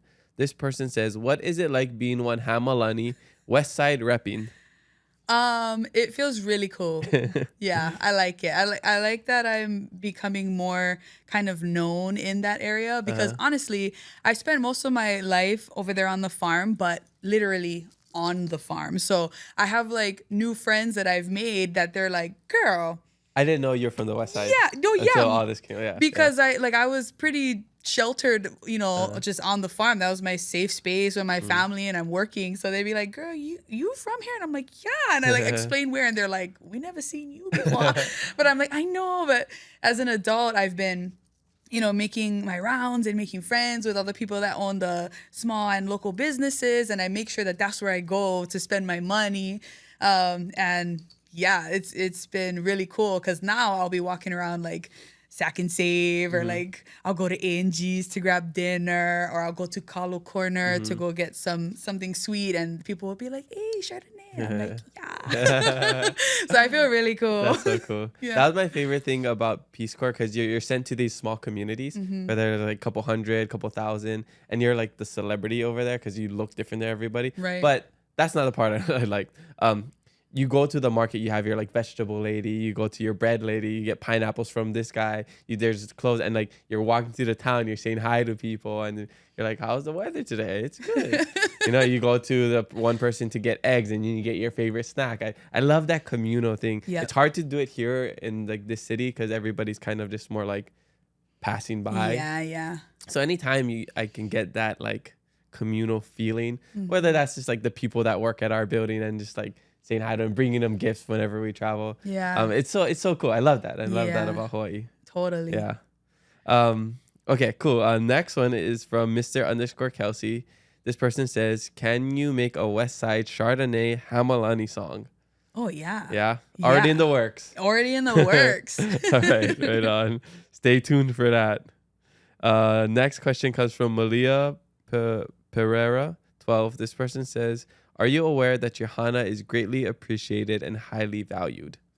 Wow. Thank you. I appreciate that. Yeah. If you weren't aware, now you are. Yeah. That was more just like a praise. I love it. Next question comes from Tita_Shay or Tita_Shay. This person says, top 3 plate lunches. Oh, that is so hard. I like all kind of different food, and I don't know if I can just keep it to like plate lunches. How about I do like the cuisines, like the type of cuisines? So I love going to, like, I love Samoan food. Like, I'll go to a Tammy's. Oh wow. Have you had Samoan food? I feel like I don't see too many places that sells. Yeah, that's why you gotta go food. find like the corner Yeah, store yeah, that yeah, yeah. has The hole in the the walls, hot yeah. plates. Yeah, yeah. And I will mess. And they do their plates by weight, brah. What? Yeah, so I've like, never met somebody who or Yeah. a place that does weight. yep. So most of the Samoan food restaurants it's more like markets. You go and you get your plate and you put, and I'm over there like, I want the sweet potato with coconut milk and the ulu with coconut milk and the banana with coconut milk and I want some sapasui and I want, so I'm like loading up my plate and then by the time I weigh it, I'm like, good God. Wow. Yeah. Oh, it's like one of those hot bar kind of. Kind of. Okay, yeah, okay. that's how it's set up. Oh, but, okay. So that's like one of my faves. And then, like I said, I love like a good crab boil from Cajun King. I usually go to the one, Waimalu. It's closer to where my grandma stays, Pearl City. So I like eating that. And then I love pho or like a nice. good banh mi and then a nice coffee, like an iced coffee. So those are my top 3 things. I'll like eat those 3 things in rotation if I Nice, can. nice. Yeah. Mine is just Asian food. Oh yeah. Japanese, Korean. Yeah. Because Asian food has like I was just talking about this today, like the fusions of flavors Undefeated. and the textures. You got the crunchy, you got the tangy and the zingy. Yeah. And The then soups. yes, it's like fresh. Yep. Oh, it's so good. Yeah. If I could only eat one thing my entire life, I'd choose Asian food. Yeah. Is Yeah. there like a specific dish? My top 3 is always, like if we're talking about plate lunches, like chinkatsu, Korean chicken, mijun. That's my go-to. Anywhere I go, I would get any of those 3. Yeah. And then, other stuff. I mean, Hawaiian food's good, but it's like, I don't think Hawaiian food is in everybody's top that much because it's not like we eat it that much. Yeah. Hawaiian food is more like, parties, Yes. graduations, celebration. You go to Highwind sometimes, Yeah. Helena sometimes, but yeah. yeah, our day to day, I think in Hawaii is more of like that local fusion. Yeah. But I do like I learned how to make my own food because I made a board and stone. I took a class at Keikioka Oh, cool. in Kalihi Valley. And my favorite is making pa'iai ulu. Oh yeah. I love the ulu. Bruh. And ulu is so underrated. Ulu chips, the ulu. They have bread, I think. Ulu, all kind. I made ulu, I don't know how you say it, but gnocchi. Oh yeah, gnocchi. Yeah, like pasta. I've had that before. Yes. Oh, yeah. bruh. Adela's. Have you? Adela's. Adela's. Yeah, Kaneohe, right? Yes. Mops. The greatest. The greatest. They Yeah. have I think the ulu pasta. They have the like sweet ube. They have all kind of moringa. They got everything. Yeah. Yeah. I want to be like them. I'm going to get a noodle maker and just watch me just. Yeah. Spinning them noodles. Yeah. All right. For the same person, this person says, for a woman with many hats, what you don't like doing? Ooh, if I'm not in the mood, like organizing my ADHD mess that I have at home is it's a lot, but yeah, that's probably the thing that I'm like, dang it. Because I'm like, go. And if I have like a project, like for example, as soon as I wrote the Hamalani verse, I'm like, okay, I need to like find an outfit and then go film it. So I'm like, boom, grabbing things from my closet. And then I'm going and I'm setting up. And then, and I already had like my laptop and my microphone all set up and I didn't put that away. So that by the time I'm done and then I'm like, okay, now I got to edit. And then I need a snack while I edit, and then like I finish and I post it and then I'm like, Yep.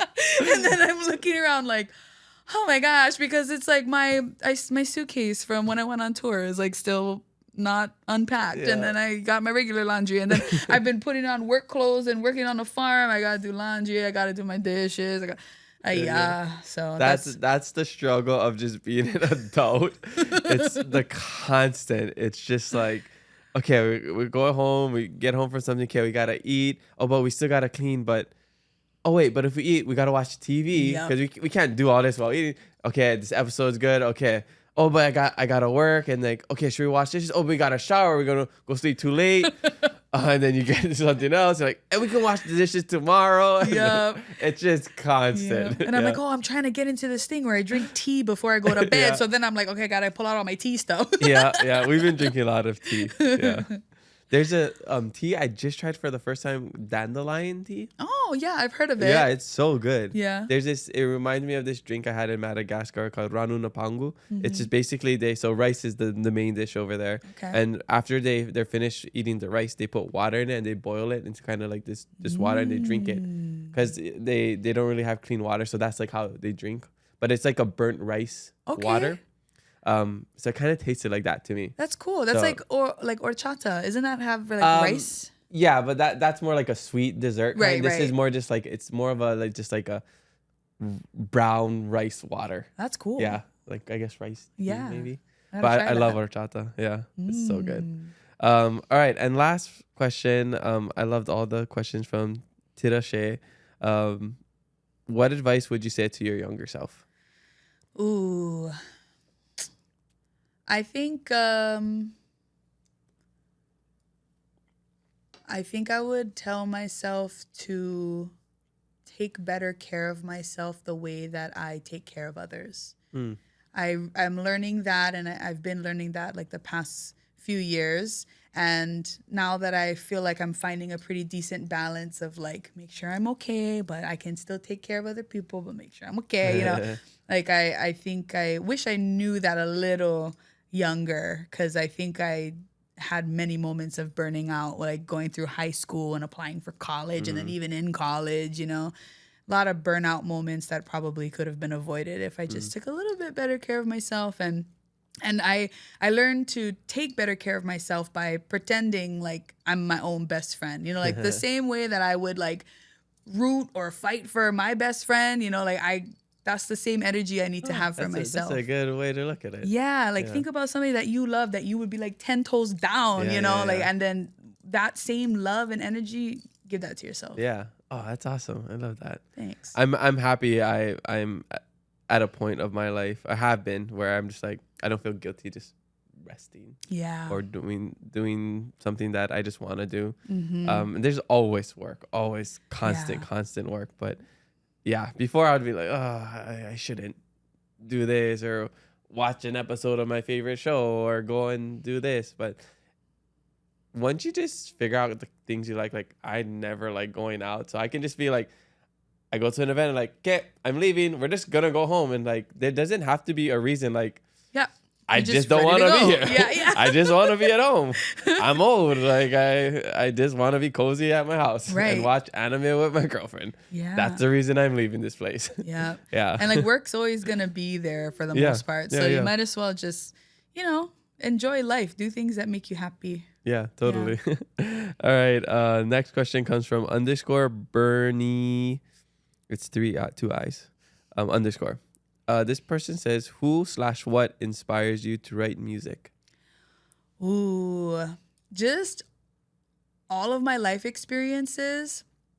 And I love rap music. That's like my favorite Oh, nice. format of lyricism. So that's why even in like I'll write like these pop reggae songs that are really sweet and cute, but I'll have like double entendres in there. love that. Like, Yeah. and it's just so fun for me to create that. So especially I notice like, because rap is like a battle, right? Usually you're scrapping somebody using your lyrics. You can't spell scrap without rap.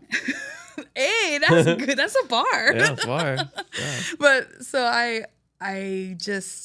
feel really inspired. Like if there's something that I feel like I really want to say it, and you know, I don't want to be mean, and you know, because I'm for the most part like a sweet person, but in my music I can like talk my shit, and I love doing like that. in that. I'm In the- allowed to- yup, like- that was the perfect outlet right there. Yeah, exactly. Because actually I was like feeling kind of like frustrated, you know, with feeling a bit neglected and overlooked on the West with what we were going through. And then like, just like somebody told me something that really pissed me off. And so I was just like, you know, so I put it all out on top of that song, and like, it feels so good because now I have like a little anthem for myself, you know, just to kind of move past those feelings I had of frustration. It's like I can release it, and it feels so fun, like seeing other people be like, yeah, you know, because when they're feeling that too, I know that I'm not alone. Like the things that frustrate me and piss me off, I'm sure it pisses other people off too. Yeah. So when they can connect with that and I'm helping them release it too, I'm like, yeah, you better sing that with your whole chest. You better scream it because it just feels so good. Yeah. That's good that you have that ability because not a lot of people know how to express themselves. So that's why we watch movies, we listen to songs, we're finding something to help us express ourselves. For, you know, if you're on social media, you're sending videos of like a therapist saying this thing and how to get over this breakup or how to, you know, get your business to X amount of dollars. We're sending these videos because we don't have all the answers, and so we're finding things and these people to kind of explain it to us and hear what we want to hear. So it's cool that you get to live that. If I could sing, I would write songs all the time. Next question comes from our superstar Patreon member, Jerry Salamonte. He's a musician as well. Anytime we have music guests, he leaves the question and let me just read it and you'll be like, I was like, how do you know this stuff? Okay, Jerry. So, all right, Jerry, this is for you. Throughout the years, we love seeing / hearing your collaborations with Kapena, Delima, Peni Dean, Pua Auli, Stan Walker, Brittany Paiva, etc. In your 2021 video for Sweet Island Music, we briefly see Brittany playing ukulele on stage, but most scenes show a different woman playing ukulele outside the cracked seed store. Who is that woman and who's playing ukulele on the studio recording of the song? How difficult was it shooting during COVID protocols? This is such a cool question. Okay, I love this because this is Jerry. Yeah, no, that's so good because so Brittany Paiva and I, we work a lot together, but actually on that song, the person who is playing on the recording is the person that he's seeing in the video.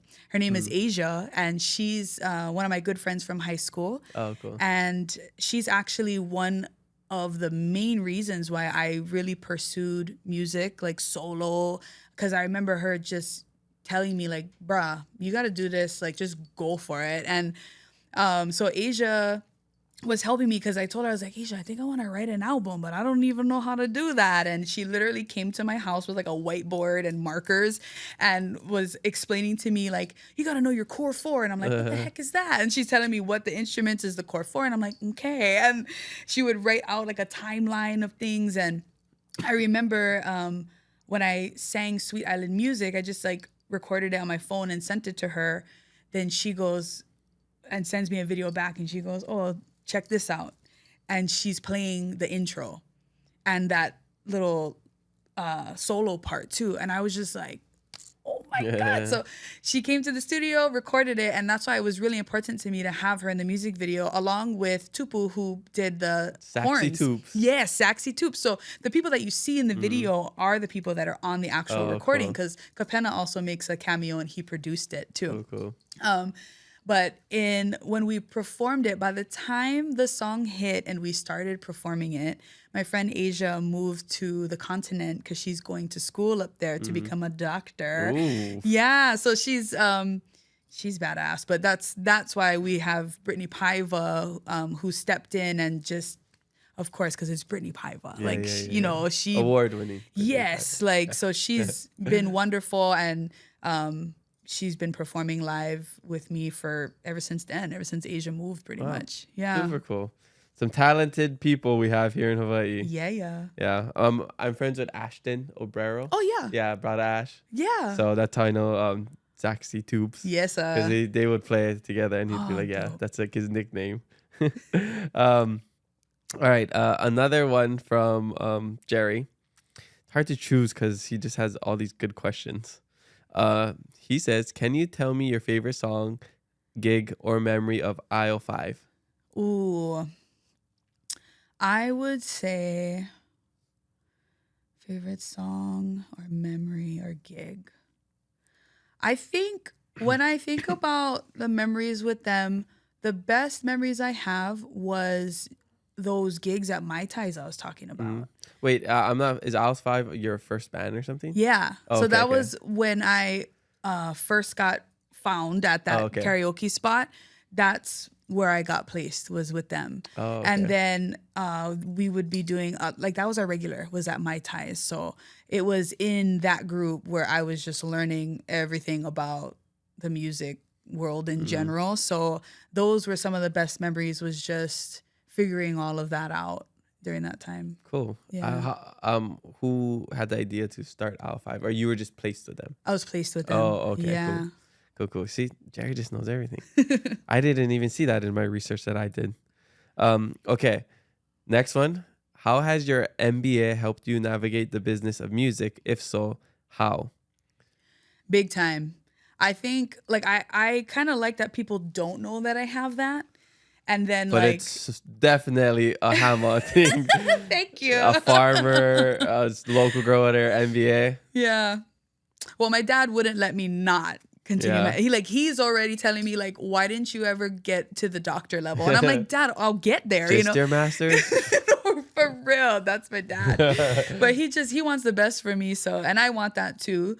Eventually, I would love to get my doctorate, just so I could be like, "What's up, everybody? My name is Dr. Chardonnay." That would be And, crazy. That's a cool name, Dr. Chardonnay. right? And then like they'll be like, "What is this doctor?" And then they won't know what kind of doctor, Yeah, yeah. So I'll be like, "Oh, Dentists are doctors too. yeah, exactly."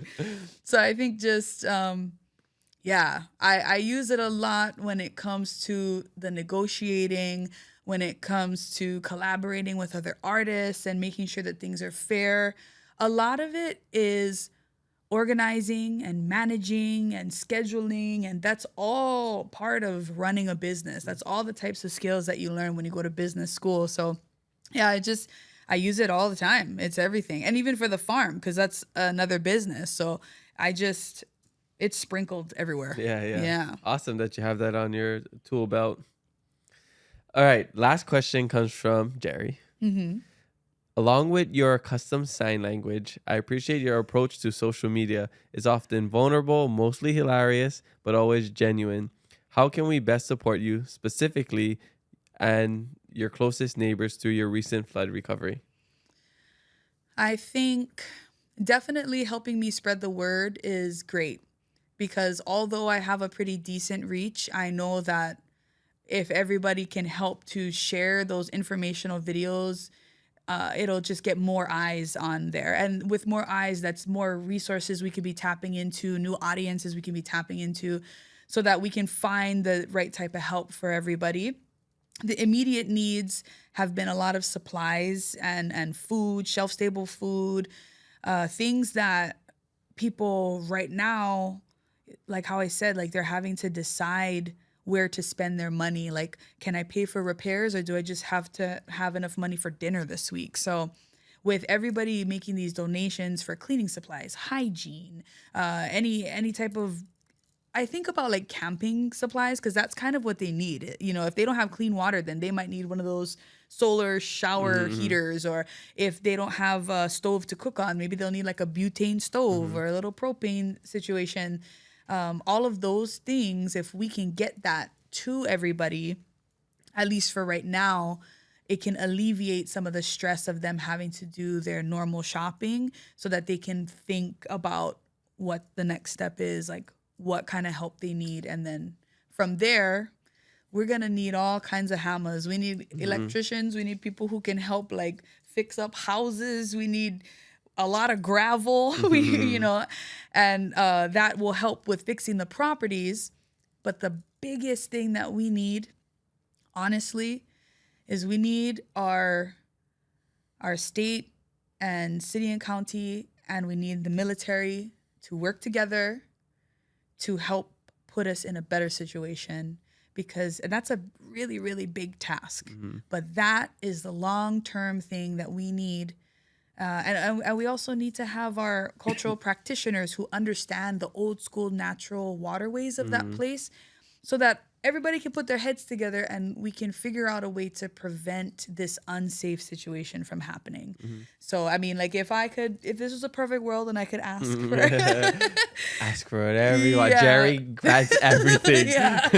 Hook it up, Jerry. That's what we need. He did donate to the GoFundMe. So I think mahalo, if I mahalo. remember, like $200 is from Jerry. Thank so you, shout thank out Jerry. you. So those are kind of like the different levels of need that we have right now. But yeah, starting with simply just helping to get the word out, that's going to help it grow. Okay, awesome. Well, mahalo, Jerry, and everybody else who left questions. Make sure you leave some for our next guest, and maybe your question will make it on the podcast.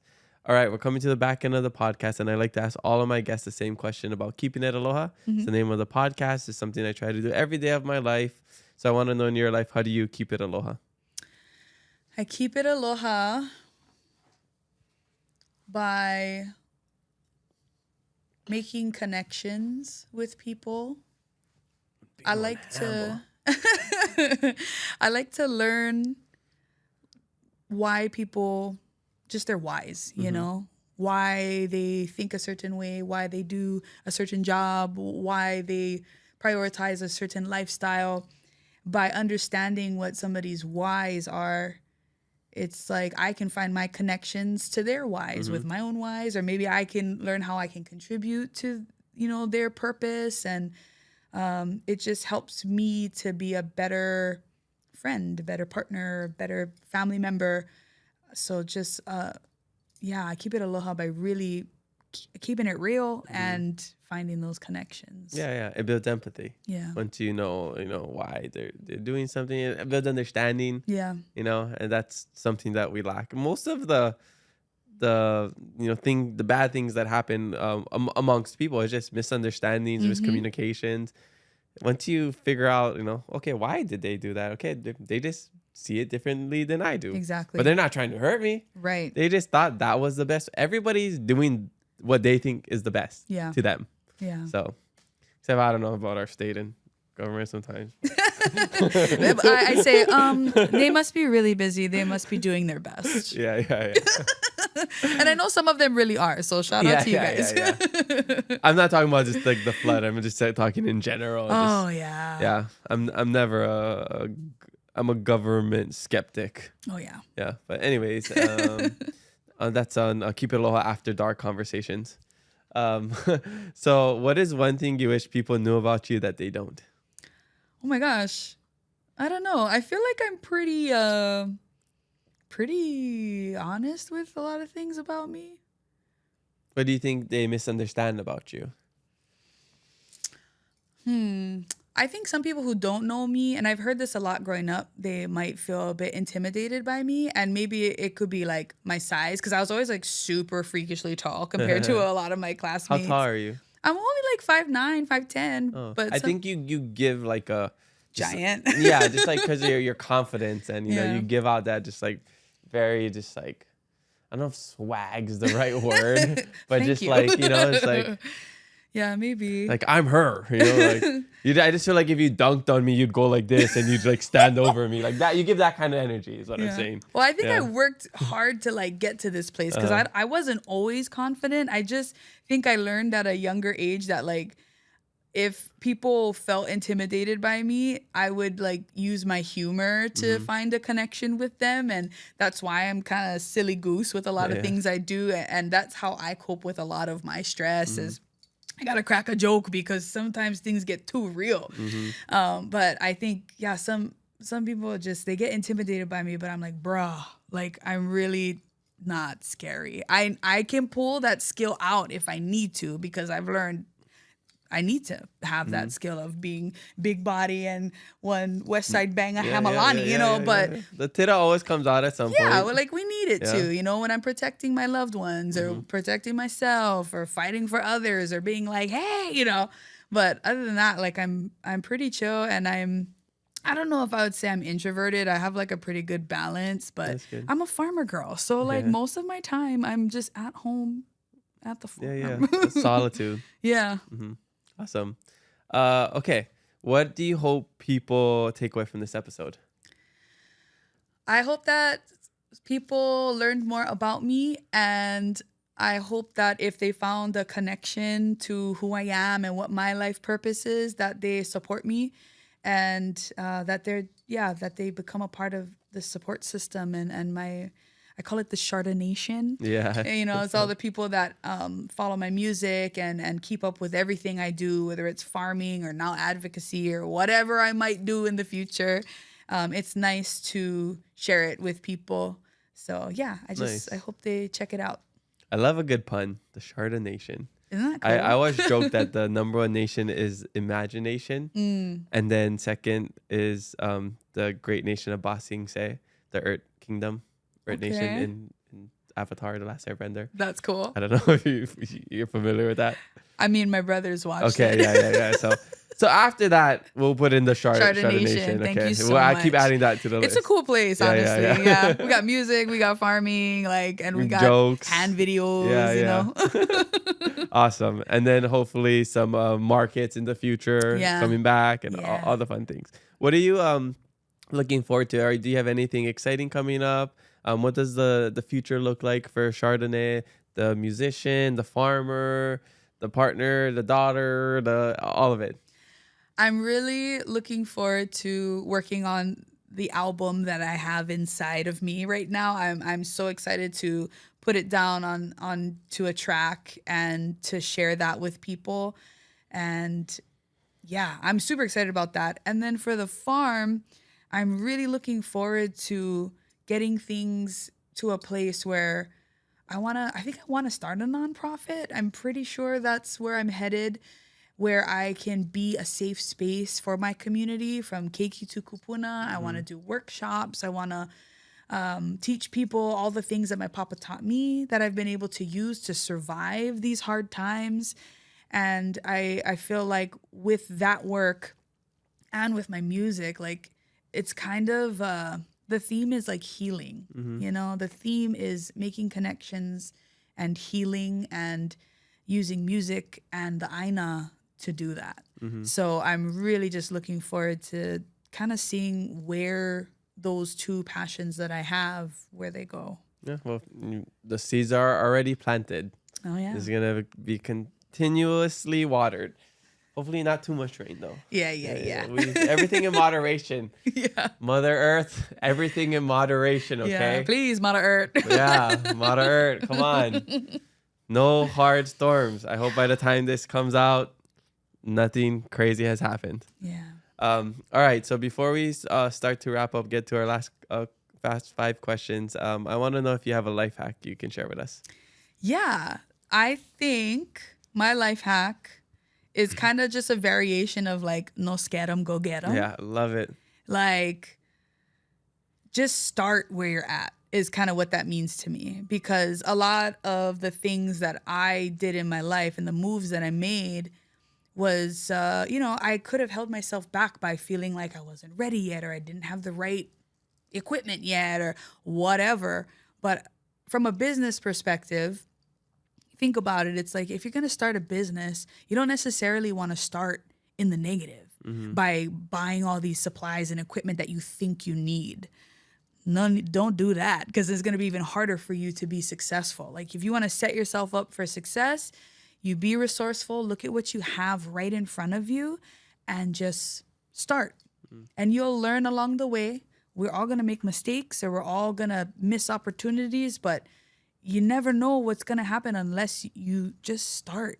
I think that, so a perfect example of my life when I did a no scare 'em, go get 'em was I was working. I had 4 or 5 jobs at one point. I was paying off a lot of debt that I had. And all at one time, I left one job to focus on another. And then I got laid off at the job that I was going to focus on. And then, the economy and the way that the world is, gigs were super slow. That was one of the slowest years ever for gigs. And I was like, oh, brah, I don't know how I'm going to pay rent. I don't know, what I'm going to do. And I literally was sitting on my phone because I pay rent to my grandma. And I was like, oh, okay, what do I have around me? I know I can sing, but people are having a hard time to hire singers right now. And I remember looking at the plants And I was like, I got soursop trees. I could harvest those leaves and start selling them. And then I was like, I got dragon fruit. Some people never tried that before. Maybe I could make a smoothie. And then I got soursop fruit. So many people haven't tried soursop fruit. So good, one of my favorites. Yeah, and then I'm like, I have a kalamungai tree, and maybe I can figure out a way for people to eat more kalamungai because it's so healthy for you. And then that is where the idea was like, bro, I have a farm. Like, why don't I do a market? And it was kind of a mix of like desperation and like having nothing to lose that I was just like, I'm starting another business. So I started the Sweet Island Market, which I named after my album, Sweet Island Music. And I feel like that process has laid down this foundation of me welcoming people onto the farm and getting comfortable with opening my farm gates up to the community. Because now I look at what we're doing today with welcoming volunteers and welcoming neighbors to come get donations. Because literally the market I hosted in my garage. And now my garage has totally flipped into a donation hub. And it's like, but I wouldn't have been prepared to do that if I didn't start with the market. So yeah, no scare 'em, go get 'em. Just go for it. And I think that people will find that life is going to move you where you need to be. You just keep one foot in front of the other and eventually you'll get where you're meant to be. Yeah. Love it. All right. These are my last fast fave 5 questions, and then we're gonna rip some Pokemon cards and end the podcast. Okay. Ozzy, could you bring the Pokemon, please? I forgot it. All right. Favorite guilty pleasure? Ice cream. Great answer. That's my answer too. I love ice cream. What flavor? Baskin Robbins cotton candy.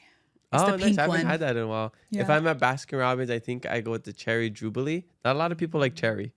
Or the pralines and cream. Yes. Pralines and cream. That's We were in good. Seattle for some podcasts a couple weeks ago, and we went to this ice cream shop over there, and they had tons of flavors.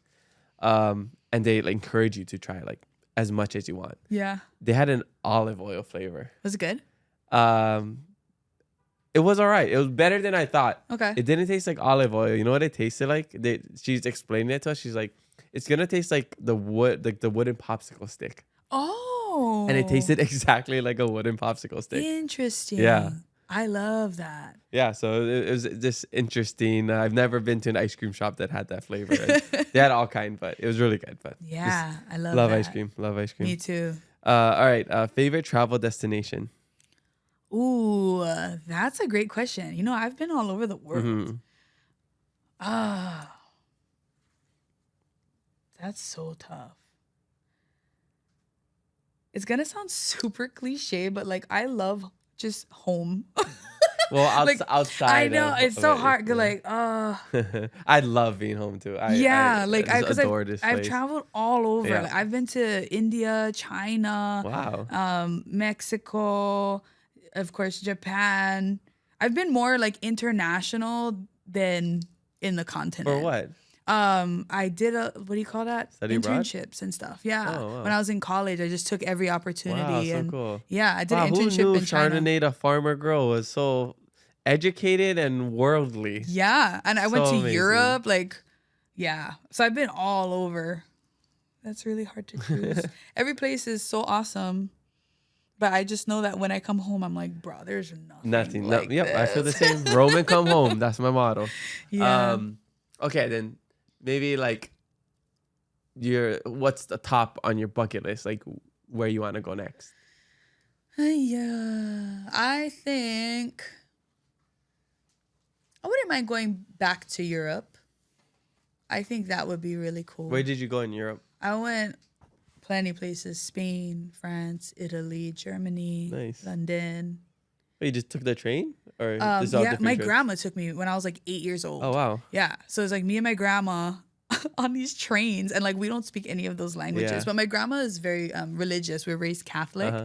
and so of course, like we went to St. Peter's Basilica and the yeah. Vatican, and we went to Lourdes, and we got our holy water. That you know, so yeah, I think I wouldn't mind going back there because Nice. I do like the flavors of the food and the culture there is really beautiful. And it is really neat. Like, The architecture and everything. yes, yeah. And having that connection to religion in that place is, I think that's really cool. Super cool. Where'd you go in Spain? I studied abroad in Sevilla. Okay, I went to, the first that I went again to Europe when I was in high school. And the very first place that we got to was Madrid. And it was the same night that their soccer, but they call it football, right? Football. Madrid won. Oh, nice. That night. That's so like we popping. Bro, like, and I'm in high school and I'm like maybe 14, 15 years old. And we like land and we put stuff inside the hotel. And then we just heard like screaming out in the street. And we're like, what the heck? And then our teacher that took us was like, oh, let's go walk. It looks like they're having like, I don't know, like a block party or something. Bruh. No, not a block party. They're jumping in the fountains. They're breaking the windows at the bars. They're just so. And I thought I was like, is something bad happening? But people came up to us and explained, like, they're like, we just won. And I'm like, oh, woo! And they're like, I remember they gave us scarves because they're like waving them around, and I just I'm like 14, like, yeah, we just won, you know. But yeah, so I went to Madrid over there. That was, and then I think we went to Barcelona. Barcelona, which was really cool because it was around the time that, did you watch the Cheetah Girls? Yeah. Oh, they did the Amigas, cheetahs, friends for life. So you best believe we went to the same places that they filmed, and me and my classmates were just like reenacting all the things. Was that the first Cheetah Girls or the second Cheetah Girls? It must have been the second one. I think it was the second. Yeah, it must have been the second one. Okay. Yeah. I know my Cheetah Girls. Yeah. Oh, that's cool. Yes. There's so many awesome things to see out in the world. Yeah. All right. Next one, favorite karaoke song. Ooh, I love singing Never Never. The I love you, hate you, but I want to tell the world to stop turning for whatever you do. I'm never, never, never gonna be in love with anyone but you. It's an old school song. I don't know that song. It sounded beautiful. So I liked it because me and my mom and my grandma, we all sing that song together. Nice. Yeah. Oh, I've been seeing these videos. It's making my like Gen X parents sing karaoke songs. So basically they had their parents sing Breaking Free, High School Musical. Yeah. And they don't know how it goes. It was so funny. I saw one of them. Yeah. They're like, we're soaring. Yeah. We're flying. I'm like, so this is spoken word. Yeah. It was so good. I love those videos. That is so funny. Right. Favorite childhood snack? Ooh, I'm a snack queen. So I love all the snacks. Oh, you ask me hard questions. It's easy, hard questions. No, I can't decide. I like too many things. Just list them all. I love a good. Okay, one of my favorite snacks that I learned from my papa. It's kind of random, but you get the fish cake, the vegetable tempura looking, the brown one. Yes, the circle fish cake. Chop that up, then you get a block of sharp cheddar cheese. Never had that. And I've only eaten it in Simon. Oh yeah, you just like that. Chop it up into cubes and put it in a bowl and just. Okay. Yeah, my papa used to eat that when we were on Molokai, and he would be fishing, like just a little finger food, and he's like maybe fixing his troll net or whatever. And then I remember thinking like, wow, this guy's a genius. It's delicious. Cool, gotta try that so one. sometimes just like as a comfort snack, I'll like reach for those two things. Nice. Yeah. I did the Ritz with the cheese and microwave them for a little bit. That was, I guess, my equivalent of that. Yeah, instead of Cheese Whiz. I've had that before, but not so much that. It's just like you cut a piece of cheese and put it on the Ritz crackers and microwave them, and then I those don't are good. microwave it. I'm gonna try. Yeah. Okay. We used to do that all the time. Yeah. All right. Wait, did you have any other? I don't know. That's You said you had. there's too many. Yeah. I think that was a good answer. Okay. I've really just been into like the lihimui, like the white lihimui seeds. So anything from the crack seed store. Yeah. So good. That I love or it. just chips. I like chips, the crunchiness. So Ulu chips is my favorite. like if there's a Ulumana. new flavor of chips somewhere, I'm trying it. Like, No chip flavor untasted. yeah, for by sure. Chardonnay. Especially if it's weird. I'm like, I need that. They have some weird ones out Yeah. there. All right, last question. Favorite thing about the West Side? I love the sun and the sunsets and the people. And it's just so connected to my pops and my farm upbringing. So I love it. The people out there are so bomb too. Like so supportive. It's, you know, how I shared how like they didn't necessarily know me. I didn't go to Waianae High School. I didn't go to any of the schools on the West Side. I'm a private school girl, sheltered on the farm. But as I'm coming out and talking story with people, like they're like, yeah, right on. And boom, like we're friends and they're supporting me and I'm supporting them. And yeah, I love I'm very it. grateful. Yes, we need more community like that in the different parts of Oahu. Yeah. All right, we got Pokemon now. Shout out to Bryson at H&L Collectible. Donated this whole booster box for our guests. Did you want to choose one? They have different designs. Oh, I don't know if you want. You I- probably know Pikachu. you want to know who I know? Charizard and Charizard, yeah. Charmander, because so my nickname is Char, right? Oh, Bro, that I makes used sense. to get teased Yeah. at elementary. They'd be like, "Run, it's Charizard!" Especially because I'm tall, yeah. Yeah, Yeah. that's a great Pokemon to. Yeah, be but like compared as to. a little girl, like That's that's true, yeah. not what I want not the boys cute, yeah. saying. And like I would be like coming out, you know, because I was a little insecure about my height. Yeah, yeah. So I'm like walking out to play kickball. Charge. They treat me like freaking Godzilla. Like they Boom, boom. That's so funny. So like when I think about Pokemon, that's what I think about. Okay, well here, this is a little cutesy one. Okay, cool. Latias and Latios. How about you do that? Okay, cool. Okay, so how it works is we just this is your first pack you've ever opened. Yeah. So you kind of make a puka at the top. Okay. Over here, then just open it like that, and then the back card you just kind of toss on the side. And then I like to guess the energy. We like to guess. So you don't know the energies, but you can just guess a color. So I would say like yellow for lightning. So it's white for steel. Okay. Okay, and then you show it to the camera. So it's my camera, that's your camera. Okay. And then you reveal it. The top cards are just like regular common cards, and the last three are the hollows. major. Yeah, so the big hits will be in this last three. So I didn't get anything. Okay. Yeah, Oh, so this is like a whole process. The whole process. I don't yeah. think I'm opening this correctly, and I'm really sorry. Oh, that's fine. Yeah. No. Well, as long as you get to the end goal. Okay. Okay. Yeah, there you we go. And then we put this on the side. Yeah, and then guess what color. Red. Okay, for fire for Charizard. Oh, purple. Okay, psychic. Yeah. Okay. Yeah, and So then just hold it up to the camera. like this. Yeah. So I will hold it like this and then Okay. do it on the side. And once you do it a lot, you can kind of Okay. get really good at it. Yeah. So you got Eevee. Eevee's a cute one. Okay. That's my girlfriend's favorite. Execute. Xerneas. Terra Orb. And you can give this to your nieces or nephews or any kids if they want thanks. after. They would love that. If you get a really good card, it could be worth a couple should I leave hundred. that here? Yeah. Let's see one more. Maybe you get something. You didn't get anything. Okay. Yeah, but that's kind of how it goes. Maybe I should have opened the Charizard. Yeah. So and then why people like it is because you can get like a big card. Like you can get a card worth a couple hundreds of dollars. Oh, that's cool. Right. And then that's what people are chasing. It's like that gambling side of it. It's exciting. Yeah, I saw the video of that boy opening, and he had like what they call like a god pack. Yeah, and like yeah. every card was like Yeah. gold. Yeah. It's like the illustration rares. So it's all like a full art card.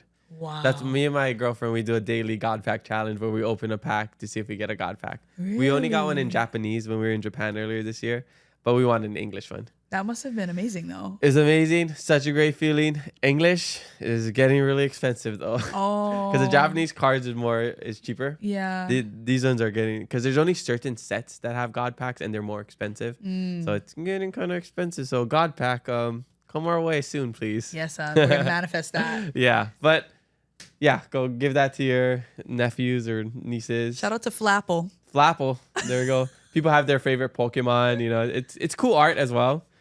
There's a lot of cool artwork on all the Pokemon cards. But I used to play Pokemon on Pokemon Go? no Or just the Game Boy? yeah Yeah. yeah That was the times. days, right? We love that. All right, well, that's all we got for you. Is there anything else you want to share? If not, tell us where we can find you. Thank you so much for spending time with me course. today. It felt really nice to be doing something other than crisis management. Good distraction. Yes. Yeah. And thanks for supporting all the things I do. I really appreciate it. Of course. Yes. How can we find you and support more? Find me on, I have all of the social medias, but I'm the most active on Instagram, and you can find me at chardonnay.music. And what about like the support, like if you want to support financially? If you'd like to support me financially and also my community, I have a link in my bio on my Instagram that will show a GoFundMe for a family out there who could really use the help. And I also have a couple of wish lists that you can go shopping, and those things will get sent to me, and I push them out to my community. And my Venmo link is also on there if you'd like to support me and my farm. Yeah, or buy her a steak dinner. Mahalo, Chardonnay, for joining us on the Keep It Aloha podcast. Spread love, be kind to one another, and mahalo for listening to us today. We have new episodes every Thursday, so make sure you follow us and leave a review. I'm your host, Kamaka, and remember to always keep it aloha.